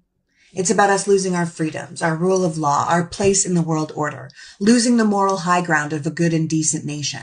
We are upset because we know that the foundational pillars of American society, the ones we all count on, like liberty and justice and truth, are all going to be gone under this next administration. And it's possible we never get them back. And just to be clear, that's not just going to hurt us. It's going to hurt you. So when you're done being excited about owning the libs, there's going to come a time where you realize that voting for a criminal, surrounded by criminals, supported by self-serving oligarchs, and calculated for an average WSMN. All right. Hey, folks, welcome back to the Common Sense Conservatives. Right here on 95.7, 95.3 FM and 1590 AM. Yeah, that That was an abrupt end of the commercial there, wasn't it? What was that all Well, about? I screwed up. I was doing the Todd thing. I don't know if you saw the video. I mean, the picture. I saw that. They were cracking me up. So I thought, oh, Todd's lead tonight. I'm going to put that up there. But I No, accidentally hit the video thing, and I didn't realize it was playing. So you guys are probably hearing that darn video. Well, I was a little puzzled by the whole thing. I mean, I'm curious why we're hearing about a criminal in the White House and oligarchs running America. Joe Biden's gone. Why are we talking about that? It was something I had loaded up. I was going to put out one time, and it was sarcasm, was what she was doing. So, Oh no, I got that. I was like, well, what commercial is this? And then you abruptly ended. I'm like, wait a minute. I was opening your microphone. I go, oh, he's got something playing. And I closed it back out. I didn't realize I hit that video button. Sometimes you get, in the wrong. Right. No, I was waiting. And I was like, cut it out. Okay, abruptly ended, and I was like, oh, what's going on? Anyway, that is technology, man. I swear, technology is going to get you every time. Every time. Don't worry, AI's coming. And it's going to fix all of our problems for us. Yeah, and one of the comments section, they talked about, Donald Trump with Doge returning some money back to the American people. He is apparently looking at perhaps returning 20% of it back to the American people. I don't know how that would play out, or how much that would be, or to each individual, or if it's going to be just to select people. I don't know, but that's something that is being mulled over. So more to follow on that for sure. But probably going to be a lot of savings, a lot of money that they're going to find in these different departments and agencies. And I think if these departments and the agencies are truly cooperative, I think there's probably a lot of spending that we could find to eliminate. A lot of money that could go back to either pay down the national debt or be returned to the American people. In future in future budgets, if you will, by not having to have a $7 trillion budget. Maybe you have a $3 trillion budget. There you go. That's money back in the American taxpayer's pocket through two taxes right there alone. And of course fees and things like that Americans have to pay. You're talking about reducing the fees and the burden on the American people right there. Never mind returning a specific number on a check. You're talking about returning them in savings in the future. I think we should all welcome this without a doubt. Absolutely. That's the reward right there, is the savings. Right. You guys remember the end of Clinton administration going into the Bush administration. There was, I understand we were running a debt at the same time. We had a reserve. We had a what they didn't call it reserve. They called it a darn, I forgot what they called it. We had X amount of dollars, and Bush said, well, you know what? That's people's money. And he gave everybody a $600 check. Surplus. Surplus. Thank you for spotting the hard ones. So yeah, he said, well, it's people's money. Let's give it back to the people. And some people complained and said, well, maybe we should have put it towards Social Security. Maybe we should put it towards this. And a lot of people, just on CB radio talk and stuff like that, just out in general public, has said, oh man, that's my money. I can use that money. $600 is a chunk of change, for some people, it's the whole week's pay. So it's kind of hard to say where it should go. A lot of people want the cash, and some people want to see the government buy down the debt and other things. Well, at this point, the best thing they could do is, the smartest thing is put it in Social Security. The best immediate thing they could do is pay off debt with it. And the worst thing they could do is give it back to people so they spend it. That'll drive inflation. We're trying to lower prices, not increase them. So we already have enough pressure on prices. We don't need to add pressure by handing money back to people. So how would that drive up inflation exactly?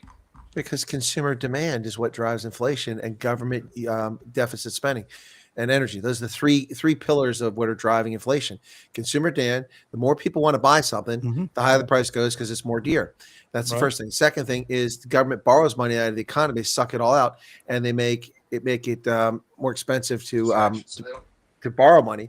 So what happens is that that sucks a lot of credit out. There's money that's not available in the marketplace, and that also drives inflation. The third one is the cost of energy. Energy is not an insignificant factor. When the price of energy goes up, everything goes up because everything depends on energy. So when the price of energy comes down, it doesn't necessarily mean the prices come down. That's a double-edged sword of that bad boy. Yep. Right, absolutely. Delta CEO Ed Bastian this morning on CBS Mornings, excuse me. They tried to blame a lot of these recent crashes on Donald Trump, and he didn't take any of the bait. He said Donald Trump has nothing to do with airline safety or the any of the crashes that are happening. I'm paraphrasing, if you will, but he didn't take the bait. Ed Bastian, I love it. A few years ago, we did some events down in Georgia at actually Delta headquarters in Atlanta. Got to meet the guy on a couple of occasions. Interesting, smart guy. Seems to be a decent guy. Love it. He didn't take the bait this morning on CBS Mornings, and basically said, "No, we're not going to do that." Where we try to lay the blame on President Trump or the current administration. Well, that's absolutely silly. First off, when the plane crashed at Pearson Airport, the social media stuff, all the place, people are blaming Trump. It's in Canada. They're blaming Trump. Trump fired the air traffic controllers and the plane crashes. No, in Canada, we didn't fire the traffic controls, and we didn't fire traffic controls. These were people last in, first out. They're in probationary period. We're reducing workload because we don't need that many headcount. And then the thing that I found just outrageous was Sean Duffy had been the Secretary of Transportation for less than 18 hours when the mid-air collision took place. Yeah, and they blame him for cutting staff. The guy hasn't even opened the door to his office. How can he cut staff? Right. Yeah, he barely been sworn in.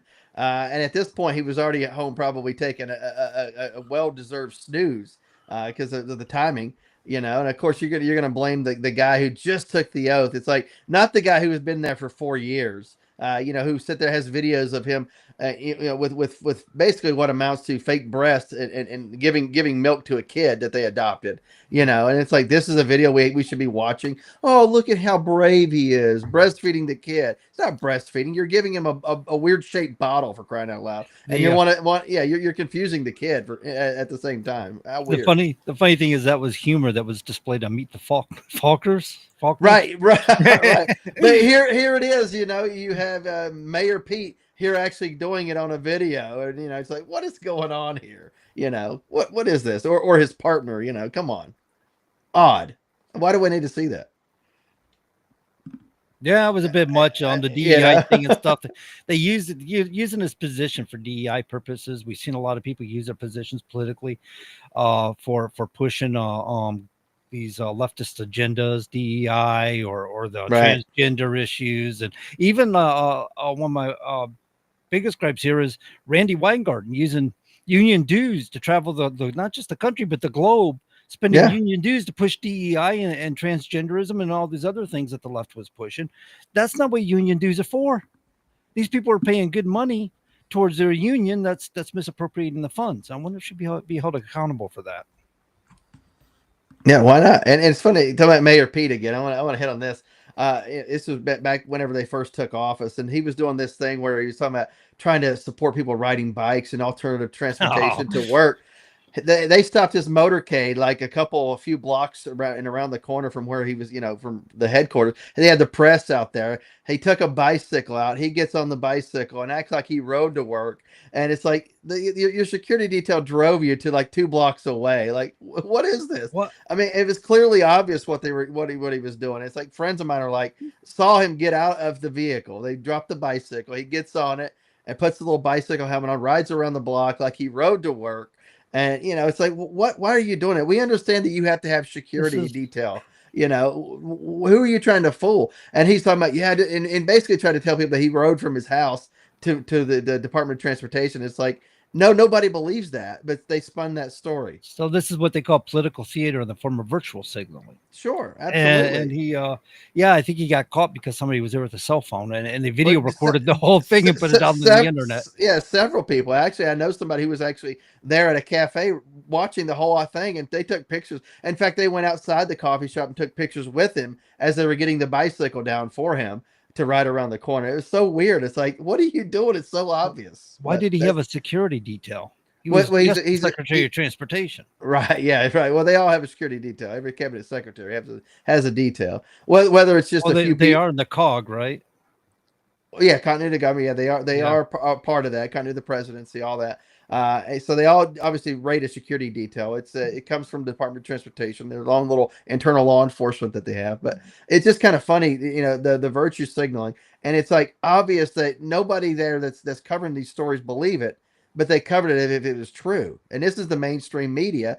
And you wonder how these once great networks are dying, and it's not because people on social media are putting out some of the hardest hitting, greatest reporting, but if they're putting out the alternative to what they're putting out, which is the facts. They're getting to the heart of the matter versus, what was the story that they're getting spoon fed. There's a reason why I say Fox News, MSNBC, ABC, and all that are dying off to social media and the alternative, if you will, because the alternative media, like social media, these podcasts, etc., are putting out facts that people want to get, that people want to delve into. People want to know the truth and know the background of what's behind the story, not just some 30-second soundbite of what's being spoon fed to them.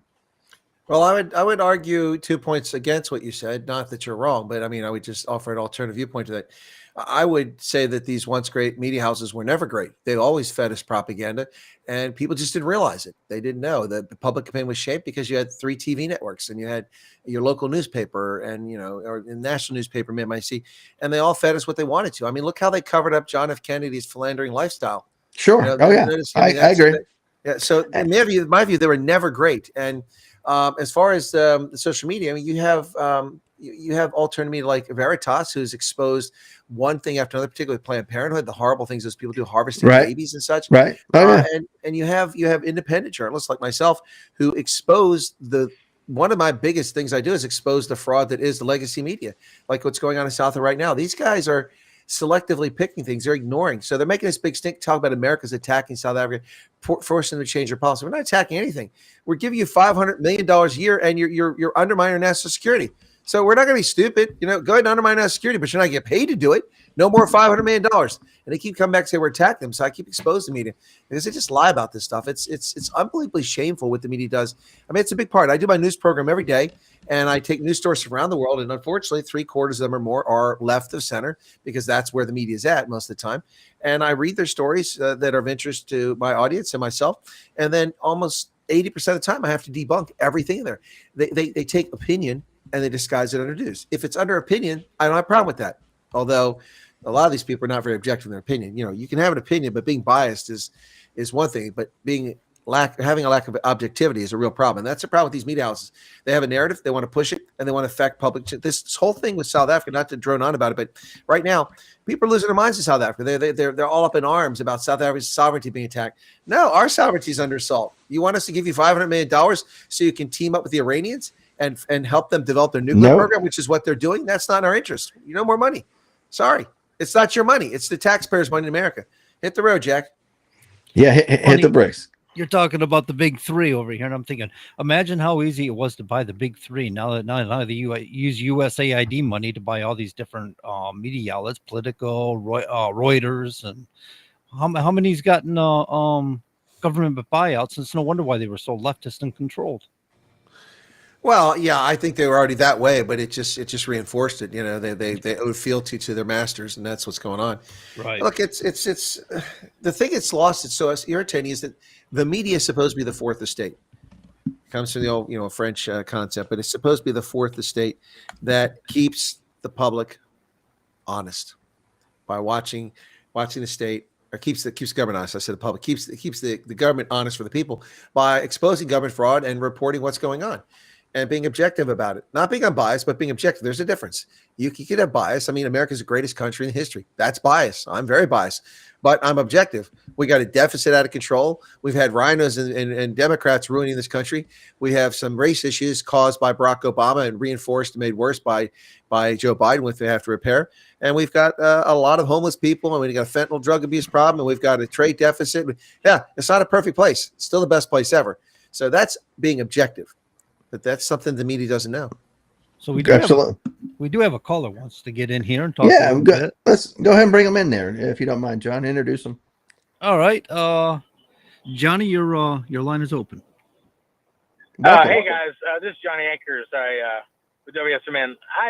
I wanted to bring up one thing that happened today that just sent me spinning. I'm a loyal listener to your show. I think the world of all of you, and I'm glad that common sense is trying to work its way back into our political system. But as you guys know, I'm from South Carolina. My senator has either lost his marbles or is a spy for the Democratic Party. Lindsey Graham wants to propose a budget that's $300+ billion over what we're spending now. I thought the whole plan was to reel in the budget, tighten the belt a little bit, and work on our deficit. And I was just calling to see what your opinion is of this. Well, when's Lindsey Graham up for re-election? Well, don't worry, we're going to vote him out, but Good. I but love it. until he's out, we got to put up with him. I know the Colonel wants to jump in on this one. I love it. Listen, I'm with you. Thanks for the call. You know, it's Lindsey Graham has only ever proven he was a conservative one time, and it was for like 10 minutes. That's when Kavanaugh was going through his confirmation hearings. That's it. The only time he ever stood up and did the right thing. The guy's always on the wrong side of history. He's goes with the crowd to Ukraine, says, we're going to take care of you. We're going to defend you, trying to get them to stoke a war years ago. It's unbelievable. No, Lindsey Graham, it's a shame. You know, it's a real shame because he's not a dumb guy, but this is insane. You know, last year, $7.4 trillion. Folks, you know, as I've said a million times in this program, the entire federal budget in the year 2000 was $1.8 trillion. Are we getting 4 times as good a governance or as much governance? No. We're being fleeced. No. and even if you adjust for inflation, it's still 2.5 times larger than it was. So we're not getting 2.5 times the government. We're getting fleeced, and it's about time that somebody came in. So listen, I hear you. The South Carolina thing, Lindsey Graham, that guy's off his rocker. Yeah, I mean, I'm hoping that Rand Paul just takes him out back and beats him up like a schoolboy. Somebody's got to do something. Well, I will let you know. I do keep a switch in my front closet by the door. Yeah, he may need it. The second thing I want to bring up to you guys is the big push right now, and I know that Elon Musk has sort of hinted about it. Jesse Waters talked about it today on Fox. We're not in a position right now to take all the savings that we're finding in the fraud and all that and start giving money back to the taxpayers. We got to take that money and pay down our deficit. We need to pay our bill down first before we start distributing money that we're finding and saving back to the taxpayers. I know that would be popular, but that kind of defeats the purpose. We're trying to find the money so that we don't spend it. And when we do find the money, we need to spend it on our debt, not put it back in our pockets. Well, you must have joined a little bit late this evening. You're in good company. We talked about this a short while ago, and the issue was. Oh, I'm sorry. I did join kind of late. I was helping the friend do something else, but I knew that you guys would be all over this, so I'm sorry. No, you apologize. We're glad you brought it up again because not everybody hears the whole program. But we just talked about this, and we talked because some of this money might be coming from Social Security, and they're talking about giving money back and paying us a check. So no. If it's from Social Security, put it back in Social Security. There's no money in there. Let's take care of that. Or if it's not for Social Security, use it to pay down the debt. That's what you do with this stuff. But don't be handing money back to people because, in my view, you're just going to fuel inflation because that's more money for consumers to go buy things and drive prices up. And that's the last thing we need right now. Hell, we have an entire big barrel full of IOUs that the federal government owes Social Security. So let's not forget all those sticky notes in the big barrel. So we need to start paying those off too because, we keep talking about Social Security's not solvent. It's not solvent. Well, it would be if we put the money back that you've robbed it of. 100%. Absolutely. Let me ask you one question. Who do you think would be running against Lindsey Graham down there, and who has a shot right now if the elections maybe say next November? Well, at the demise of everybody in South Carolina, I would just say I hope that Governor Henry McMaster would run. Oh yeah, I like him a lot. I think he's a because fantastic. he's very fiscally conservative. He's really great. He is a friend of the Republican Party, and I also think that he would back Trump 100%.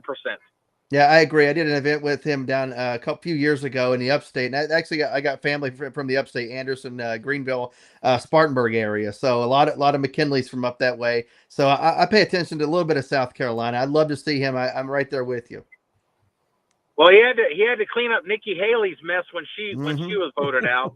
Oh yeah, absolutely. He definitely did that.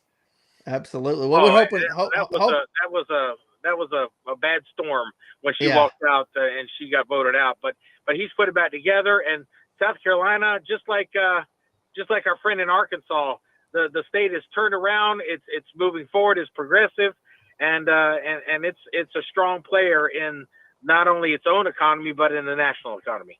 There we go. Any final thoughts, real quick, before we jump back to the program? No, but I really appreciate your call, and I appreciate all the work that you guys are doing, spreading the truth, so that it's always on the front of people's minds. Thanks so much Yeah, for all you do. There you go. Thank you, sir. I appreciate your call, and hopefully hear back from you as we hear more Lindsey Graham news. I'd love to see him ousted from office. So that's going to be an interesting election if he gets somebody like McMaster running against him. Oh, watch out, Lindsey. Your days are numbered, buddy. Todd, Yeah, Todd, it's over. All right, that's thanks, guys. Take care. Bye. I'll Yes, take sir. care. Todd, that's a perfect example of someone who is in it for not self-enrichment, but self-aggrandizement. That's true. That's true. He never And met I- a microphone that he didn't like. Yeah, And when has he missed an opportunity to appear on Fox News? Never happens. never happens. He's on It's all that. about Lindsey. Lindsey, I've seen him on Fox News just by chance, like 3 and 4 times a day, morning, lunchtime, afternoon, He's on, evening. he's on there more than Jesse Waters, who's on every night, and Laura Ingraham. more than he's actually on the floor of the Senate or in a committee room actually doing work. Well, unpaid commenter. He's in good company there, without on the floor of the Senate. Thank you. Yeah, right. I mean, but I would love to see more of them just be standing in front of cameras versus monkeying with things behind the scenes in some of these committee rooms. Yeah, by all means, go run your mouth. No Well, problem. I mean, look, I've got some suggestions. Mitch McConnell, yep, gone. Go. Lisa Murkowski, gone. Go. Susan Collins, gone. Lindsey Graham, gone. And we'll replace them with a doorknob, a broom closet, a mop, and a bucket. Have greater success. And we'd have better results. Right. Yeah. Yeah. That's what we should do. You line all the senators up. You'd be like, okay, you have been replaced with a magic 8-ball. You've been replaced with the doorknob. Well, let's shake the magic 8-ball. You go to Epstein Island. Bye. You go to Leavenworth. Bye. Right. Yeah. Yeah. You go to prison. You go to They here. repurpose Epstein Island. It's a prison now. That's right. It's a federal penitentiary. We turned it into. We leased it from who was it, Bahamas or wherever it's at? Who knows? Right. Good Lord. Yeah. Right. Yeah. No, if you can swim the 20 or 30 miles to the next island, you can survive. But if not, the cards are 20 to 30 miles. People couldn't make it across from Alcatraz. That wasn't even 2 miles. I don't know how far it is. I just said 20 or 30 miles. No, I'm just saying that's the bad. You have to be the only Yeah. people make that kind of distance be a Haitian or a Cuban desperate to get to Miami. Right? Yeah, that's about right. Yeah. Of course, the problem is the sharks are hungry. Yeah. Oh well. Well, think about the sharks whenever you get here, though. Well, there's that too. Somebody raised an interesting question here in the comments. How is Trump going to stop federal employees from using applications like Signal, which facilitates leaks? Very simple, because the government issues mobile devices to people, and they can monitor that, or they can take it back from you. They can check it. Your personal one, that's a different story. But Right. if you get caught using it, very simple. They can monitor those networks. I mean, it's you don't need a warrant to look on, like, well, Signal's gonna be harder because it's encrypted. Someone has to share it, but like social media, you don't need a warrant to as a legal investigator to go to social media. It's there. That's how they got those guys with the DNA, because someone who was a relative submitted their DNA to Ancestry.com, and they just asked to see it, and it's you don't need a warrant for it because it's there. And then they found out, so that's how they got the Green River Killer, I think, isn't it? How that somebody was a relative, a cousin. I think so, something like that. But there was it was a suspect of this guy is the killer. We're never going to get his DNA, but found that out that this submitted something. I think that's what they did. They're like, It was hey, a can we cousin, see yeah, it? cousin. Yeah, Yeah, they said, "You can see it," and they gave it to him. Turns out it's a Yeah. Green River Killer because they didn't have anything to match it against. Yep. Yeah, but we're talking about, I think probably what they're talking about here in the comments here, you're not going to be able to stop every leak. If somebody wants to go leak, they're going to be able to go leak. But eventually you find ways, and of course what the colonel's done in his job is there's ways to figure out who the actual person is. Put out some dummy information or whatever. See who puts out the leak, whatever. There's ways to stopping leaks out there. And of course, most people who are good, honest people who've raised their hand to support the Constitution, whether it's in defense or any other department or agency, aren't people who are going to go leak. But there are those people that are there on a crusade as political activists who shouldn't be in positions anyway. Those are people that we've got to get rid of. So you got burner phones, and they only know about you what you tell them on Signal or any of these apps. Facebook, go to Facebook. People make up identities all the time. In fact, a lot of famous people will create a fake identity so they can be themselves and do what they want to do like normal people without being ridiculed for being famous.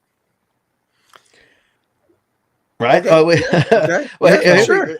So how's the government going to know who Joe Blow is? You know what I mean? It's like, I'm not with going to the answer burner that phone. question. No, there are. Are you ways, saying they but- can know?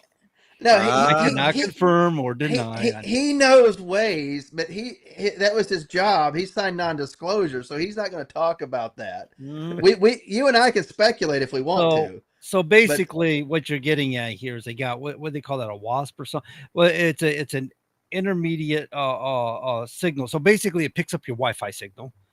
It collects all the data off from that Wi-Fi signal or internet signal, and then it transmits it to the cell tower. So as if it acts like a cell tower itself. So it's collecting data and transmitting data. In the meantime, they're collecting all the data that's being transmitted. And so if you're sitting in your office building doing something illegal, they got you. Well, this is where I fall into my John Banner role. For those who don't remember John Banner, he was an Austrian Jew who played in Hogan's Heroes. Yeah. And you may remember him when I say, I know nothing. Sergeant Schultz. Yeah, tough guy. fought on the U.S. side against the Nazis in World War II. Very tough guy. Yeah, he was actually, I think, the first of that cast to die. He died just a couple years after it was over. Yeah. Very funny guy. And of course, got Werner Klemper as well. You know, they're like, oh, he was brilliant. He's from Cologne. He was a German Jew, and he survived. Yeah, he came over here. Werner Klemper, what a good guy. Really good actor too. You know, in that show, he refused to take the role because they offered it to him. He was a serious actor. Not that he didn't want the role. He said, "I'll only do it if you make Colonel Klink look like a buffoon." Yeah, because obviously he hated the Nazis. Exactly, and of course that's perfect. And he played that role, I think, great. I mean, the comedic timing of him and Schultz playing off of one another, and of course, any number of the people that were captive somehow they're the straight guys in the scene. Sometimes, you know, it's like they're all funny. Well, in fact, the entire original cast is gone. The last to go was LeBeau. He died like 97 years old or something like that just recently. Yeah, and there is still a cast member, but it was one of the guys who came out a couple of seasons after it started. He's in his 70s. One of the younger guys, but the rest of them are all gone, unfortunately. What a great cast. Larry Hovis, Ivan Dixon, John Banner, Werner Klemper, you know, and then of course, what's his name there? That Bob Crane who got murdered. And so amazing. I know the names of all those actors, isn't it? Yeah, I mean, great show. How does he know this? I remember watching. Show. Well, I watching reruns of that in the 1970s or something. And it's funny is like some of the downtown, whenever they went to the town, that's the same street that Andy Griffith was filmed on too. It's kind of funny, and Star Trek.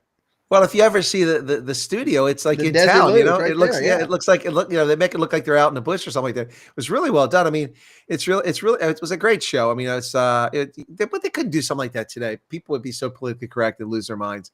But you know, it's like Archie Bunker. My God, the stuff that Archie Bunker said. Oh my goodness. Or George Jefferson. Oh, either one of them. But Bunker was really bad, really bad. It's like the stuff he said about homosexuals. Oh my gosh. Now the character. I mean, obviously, but it was ahead of its time. Norman Lear was brilliant. That show exposed a character who was a bigot, and over time he became less of a bigot as he got to know people, and it was pretty entertaining. It's good stuff. Well, that's how it really generally works, isn't it? Once you create familiarity with people and understanding of different cultures and stuff, then you don't feel so threatened by them or. Well, that's you're right. That's the magic of it, though, because remember, it came at a time in the 70s when race relations were only starting to improve significantly in this country. We just had all the riots in Watts. We had the civil rights movement. And we were just marching towards a place where we had, I don't want to say racial harmony, but we were getting rid of racial discord. And all of that played a role. The thing about Archie Bunker, Carol O'Connor playing that role, is that he was an equal opportunity bigot. He hated blacks, he hated Jews, he hated Poles, he hated women. If you weren't an white Anglo-Saxon Protestant male, he had a beef with you. But over time, and it all for me on that show turned when he was in the hospital and he needed a transfusion. And he found out and Jefferson came in and said, "Bunker, how you doing?" He's like, "Yeah, you're a brother now." He said, "What are you talking about? You got black blood to you." He says, "He looking at his face, black blood," because a black man donated the blood that kept him alive. And after that, the character began to change. That was funny. That episode where he was trying to identify with the black folks, and he said, "Well, we brothers got to stick together." And they're looking at him and say, "What? What you talking about? What is?" Yeah. But it picked apart, some of the stupidest reasons why people hate one another. Yeah. It's superficial stuff why Archie hated somebody, and he realized that. So he realized he had been wrong all that time.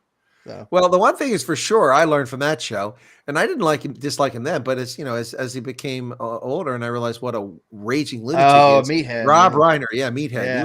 He was well named. Yeah, right. Yeah, he's still a buffoon to this day. His father was doing. You're sitting there watching. We watch Dick Van Dyke Show a lot. You see that where they're bringing on the whole liberation of women and stuff back in the early 1960s.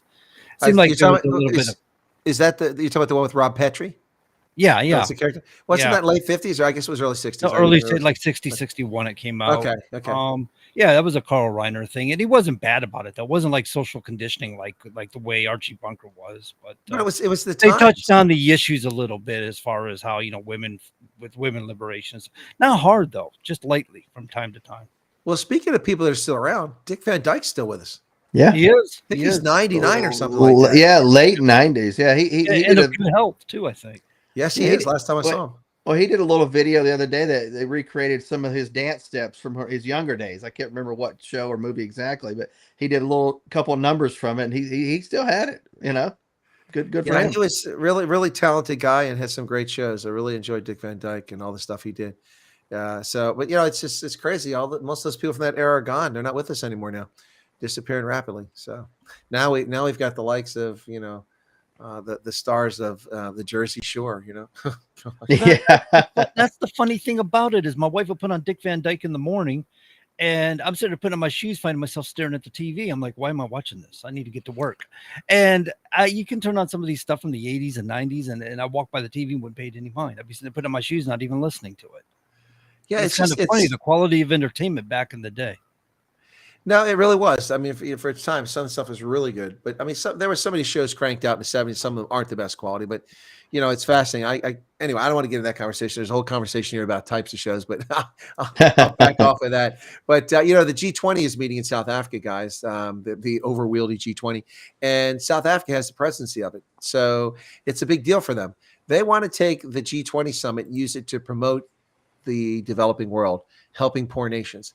The G7 was formed to coordinate economic activity amongst the world's largest 7 economies to keep it flowing. And now it's the G20, and we got China and Russia in there, and South Africa's the president of. They're part of this group. Their economy is like a postage stamp, and they want to dictate that we have to take care of the third developing world. This is not going to go well. It's coffee clutch. But the news for America is that Secretary of State Marco Rubio is not going, and now neither is our Treasury Secretary. So that's a real snub to South Africa. Good. Hey, why not? And then of course it's like who from the U.S. is going to even be there at all? That anybody that can represent anything from an official standpoint. There'll be somebody there, but they'll be like a GS-13 or something like that. They won't have any power. Yeah. No, they'll get a seat next to the toilet. Yeah, it'll be somebody taking notes, or somebody from the embassy taking notes, probably, and or maybe a lower assistant secretary, perhaps. Who knows? But yeah, definitely. I think we're showing them that, hey, this is what we think of you at this point. Yeah. Oh, by the way, guys, did you hear about sad news? If you're into ships, and one of the most famous ships ever, the largest passenger ship ever built in America, 100 feet longer than the Titanic, capable of carrying 14,000 troops if needed during wartime, built in the 1950s. The SS United States is on its way to its grave to be an artificial reef in the Caribbean. Philadelphia.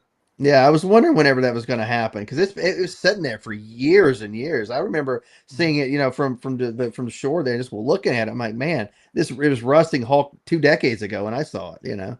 Well, it's been out of service since 1969. So right, I know. Almost our entire lives. But the thing is that what were they using it for? What was a dock? I mean, nothing. It was just there. It was there. It's a couple of times there have been efforts to buy it and do something with it, but it's just never panned out. There was one last ditch effort to try to get the court to intervene and let this guy buy it recently.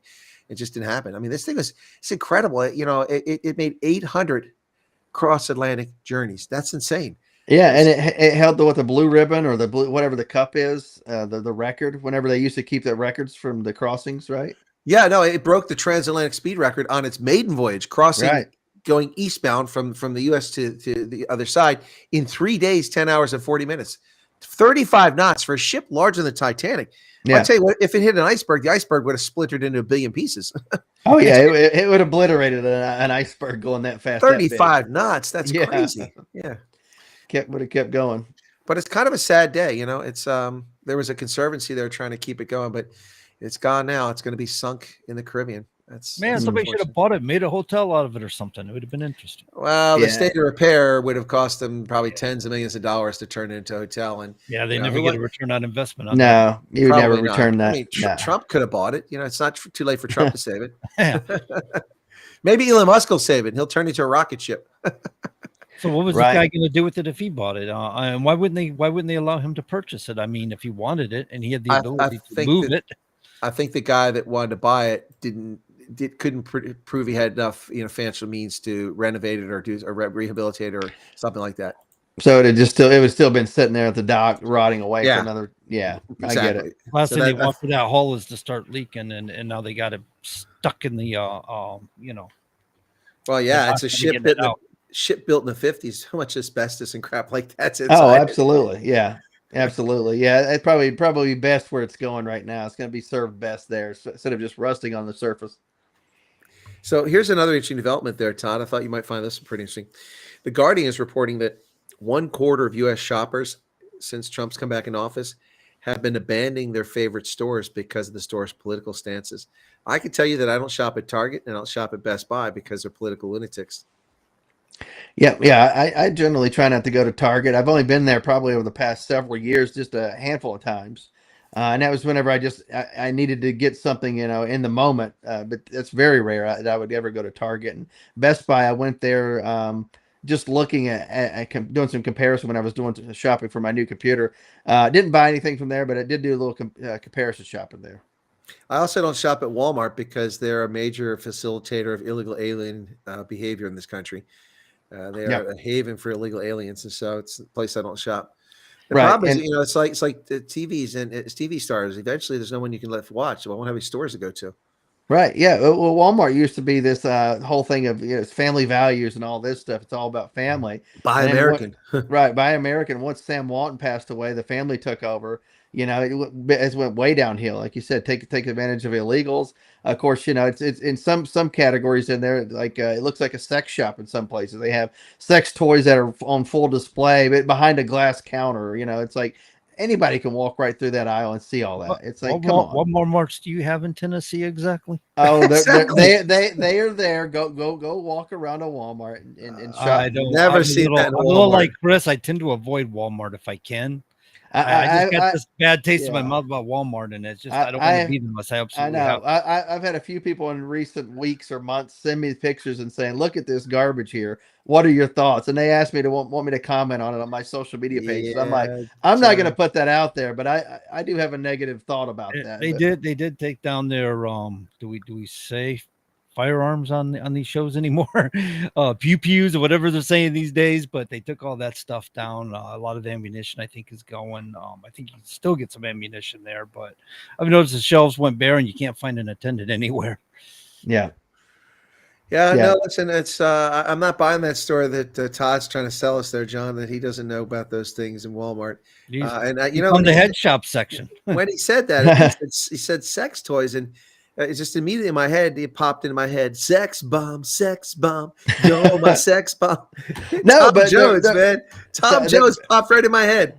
But they're on full display right there in Walmarts. And, it's like, why does that have to be on full display at a Walmart? I'm like, do you have to invade every type of business that's out there? Normally that's the little adult shop that nobody seems to have their car. They don't park out front of, you know what I mean? There's never anybody there, but they're always in business. Always in business because they park behind some wooden fence structure that hides. or they park at the restaurant a block away and slip in. Right. Sort of thing. Oh, I'm going to go out for a cigarette, That's funny. Yeah, no, it's look, Walmart to me is I mean, if I have to go to Walmart, it's for something that's just quick and easy, it's there that no one else is going to have. It's not a place I do my major shopping because a lot of their stuff is just crap, just crap.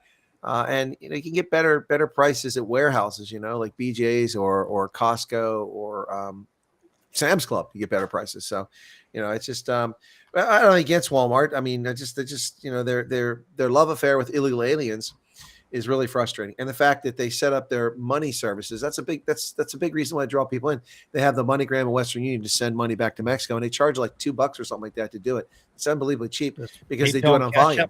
Does PayPal and Cash App not work across international borders? Or they do work. PayPal works international borders. I know because people send me money that way. But the point is that this is what people know. They go collect cash. You can't collect cash from PayPal, but you can go to a Western Union or a MoneyGram shop and they can hand you cash. It used to be they would actually mail money in the mail and back who would home mail to money? the country. PayPal? No, oh, you're talking about people sending money home. HB1B, visa workers and stuff. They work here for U.S. money because if they're making say $15 an hour, $20 an hour, you pile into an apartment and you're basically sleeping in rotation and stuff like that. So you're living as cheap as you can because you want to save money to send back to your third world country, whatever, Colombia, wherever. I've actually seen people doing this, and on a 3-year visa, they've got a lot of money saved up. It may not be huge to you and I, but when you do the exchange rate and stuff, they got a lot of money to go back home. John, I'm very familiar with this. Countries in Africa survive off of remittances from the United Kingdom, from France, from Germany, from places like that. I mean, billions and billions of dollars. And that's an unspoken part and problem with our criminal alien element. And these people are soft-hearted. Well, they have jobs. They're not legitimate. They're driving down wages because they take a lower salary because they're not legal than someone who is legal who won't work for that. So you're driving down wages, keeping wages depressed while inflation is soaring. They're fueling inflation by buying consumer goods when they shouldn't be here. And, quite frankly, they just need to be deported. And people don't talk about the negative impacts that come as a consequence of having all these people here. And that's just one of them. There's many others. Yeah, absolutely. What was that? Somebody was saying that I love these social media memes, congratulations, conservatives. You can go up and pick your fruits for $5 an hour now because you want all the illegals out of the country. It's like, so no, nobody will pick it for $5 an hour. They're going to have to pay $15 an hour. Then it would cost us $8 for a pint of strawberries, like it's what they're supposed to cost. But it's basically they're saying that they want to treat these people like slaves. We got rid of slavery for a reason, and they want to treat them like an underclass. Well, the left, a couple member of Congress came out and said, I know what you're saying. Basically, it's like, oh, but who's going to pay, for the low wages and all this stuff. Basically, they were justifying essentially slave labor, thinking that they're actually helping illegal immigrants. It's like, you just said what you want is essentially slave labor. But you think that you're helping them by continuing to allow them to have these jobs. It's like you're not helping anybody. You're by keeping slave labor, for crying out loud. Yeah, they're offering them a substandard life, and then they turn around and act pious about it. It's ridiculousness. Well, it's the thing. I've talked about this for years. I was doing a postgraduate program with Troy State University a number of years ago, and one of my classmates, when I sent in a comment, because someone said, we need illegal aliens because no one else, Americans won't pick raspberries or something like that. And they won't do this, that, and the other. I said, no, we don't. I said, these people are getting paid that rate because they're being exploited because they're illegal. Yeah, right. And so you think that your soft bigotry makes it okay because you're doing them a favor by letting them be here. No, they should be here. Then wages will be higher. People get a living wage because they have to pay them that in order to harvest it, or we'll import it from a place where it's affordable, and these people won't make it, and that land be used for something more productive. It amazes me the bigotry that people think it's perfectly okay to exploit others. These people on the left don't have soft hearts; they're hard-hearted because they don't think things through. They don't think of the impact of this on the domestic workforce, labor rates here. The other problem, not even all the problems that Trump talks about with criminals and Trench Agua and all that stuff. I'm talking about the genuine impact on a daily basis, undermining the labor market, and and then all the other problems come along with that. So it's just that these people never learn. Right. And of course, labor shortages create increased wages, and so bringing the illegals in here is just creating more labor and competition for wages. Yep. Well, looks like talking about Democrat Party staffers turnover. John Fetterman's losing a couple more of his top staffers because he's continuing to buck the Democrat Party, and I guess they wanted him to kind of toe the line, if you will, and he said, "The heck with that." And so they decided they're gonna walk because he's not gonna stop being who he is, I guess. Which it's interesting. So what are the people of PA thinking about? I know you're venturing out to say that say the American Legion, or you're going over to the VFW or other places. Or I guess you go out today. What are people talking about John Fetterman as far as do you think he's doing a good job there in PA, or what are your thoughts on him? Oh, my thoughts on him are not very good. So that's different than the rest of Pennsylvania. So Right. rest of Pennsylvania, there's the people I talk to who mention it. Most of them don't like him, but a lot of people are like, hey, look at Fetterman. He's on our side. And I'm like, no, he's not. Don't fall for that. The guy is a loose cannon. Just because he sounds rational today, you can't go along with this. Right. I don't trust him for a heartbeat. I think he's only voted for one of of the president's nominees. He switched aisles once, not for the rest of them. There's no reason that any of these people shouldn't have got every vote. It's ridiculous. There's not one bad nominee in the batch.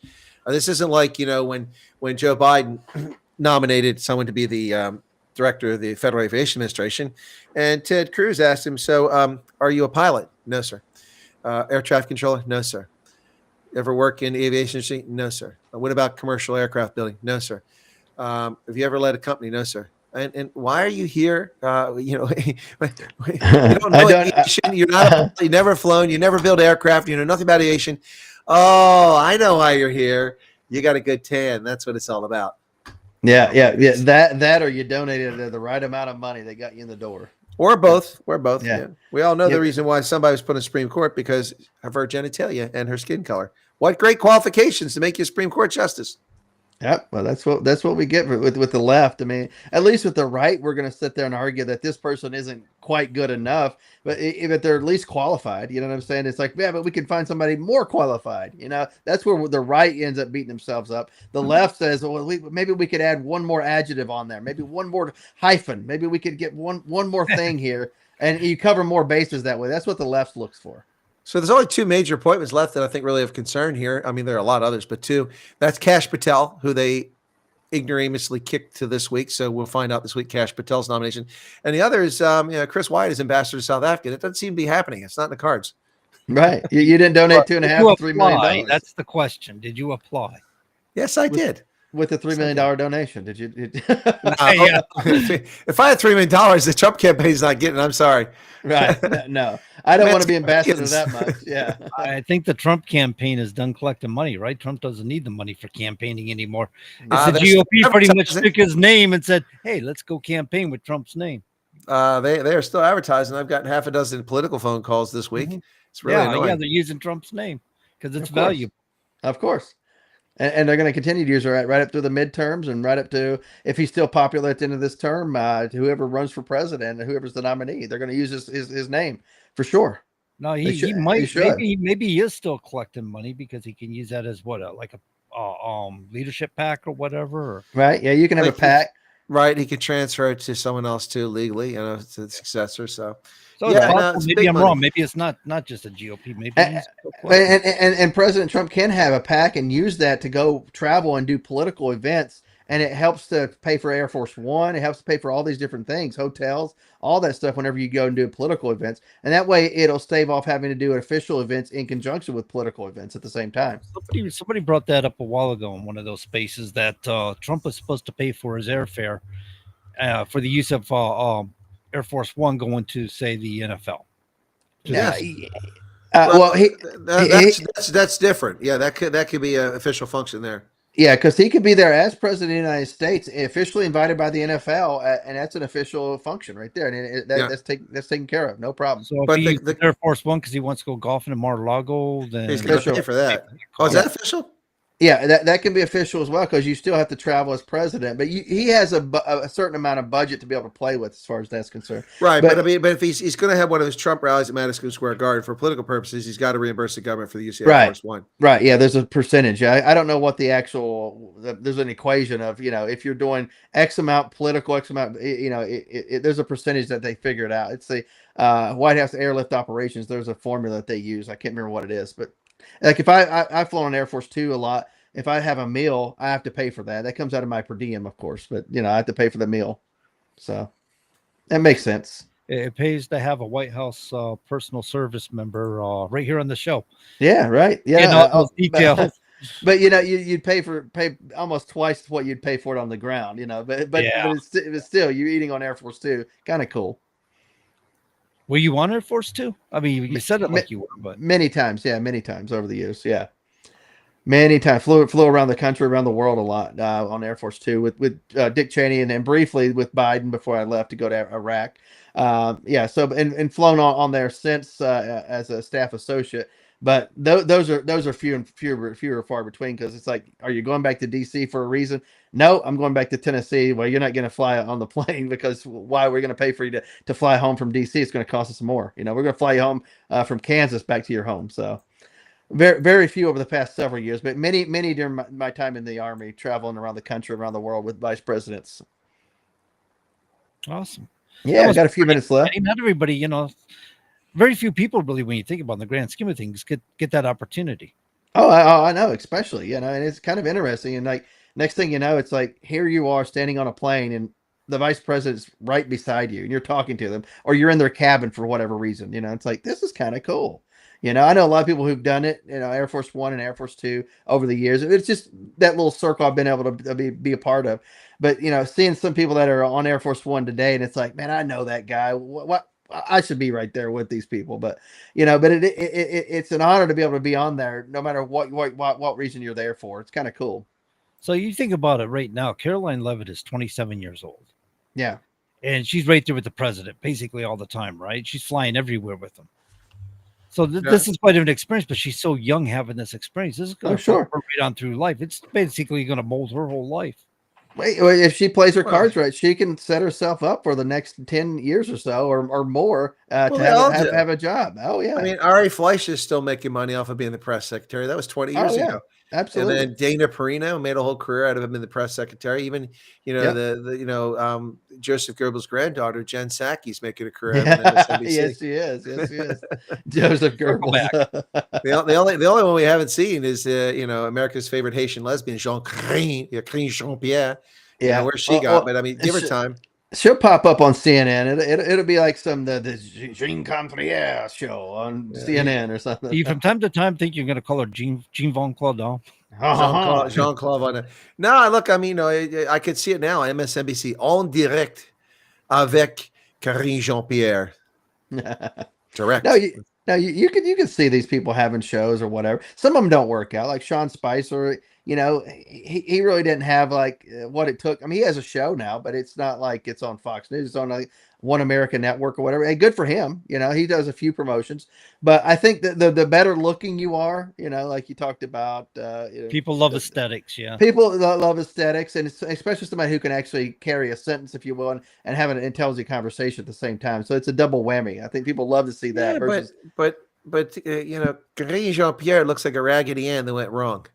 Yeah, but nobody wants to watch her. I mean, nobody wants to see her. She had put her on the most interesting hair pieces. It'll be a CNN, CNN or MSNBC late night or something, with Karine Jean-Pierre. Sounds like a esoteric brand of specialty ice cream. Yep, CNN International. Whenever CNN became 24 hours, and they cornered the market with CNN International at all the airports. So basically, they're like, "Hey, we're going to lump this in there for 20 or 30 years, so you have to play it all the time." You think that's the only international news is CNN International? So it'll be Karine Jean-Pierre, CNN International late night. She gets a 1 a.m. slot. Yeah, the 1 a.m. at the airport, you get it for 10 minutes. That's it. Boom. Yep, absolutely. That's what's the power of first mover. First mover in industry, you're there, you get established, and that's what people know, and they're inflexible. But that's right. This is CNN. Exactly. People got hearing that in the airports over and over and over and over, and all of a sudden people think CNN's reliable. It's like they're not the same as they were 30 years ago. They're not the same organization. Sorry. I still get a kick out of the marketing, right? Yeah, it's a power market. I still get a kick out of the Gulf War with Bernard Shaw. I'm hiding under the table here. And what was the James Arnett? James Arnett's so brave. He's at the window. The war is underway. Oh, Cal God, take me away. Yeah, he's watching it way off in the distance, Yeah, James Arnett was in Vietnam. He's standing there looking out the window, watching the bombs fall. He's like, hey, Bernie, check this out. Bernard Shaw's in a puddle under the table where he wet himself. It's like, dude, they're still far off. We're all right now, buddy. Get up. Yeah, they're not gonna bomb the Hilton in Baghdad, buddy. Chill out. There's a reason we're here. Yeah. Even the Vietnamese didn't bomb the Hilton in Saigon. They were smart. They weren't that dumb. No, exactly. They didn't want the press to go against them in the U.S.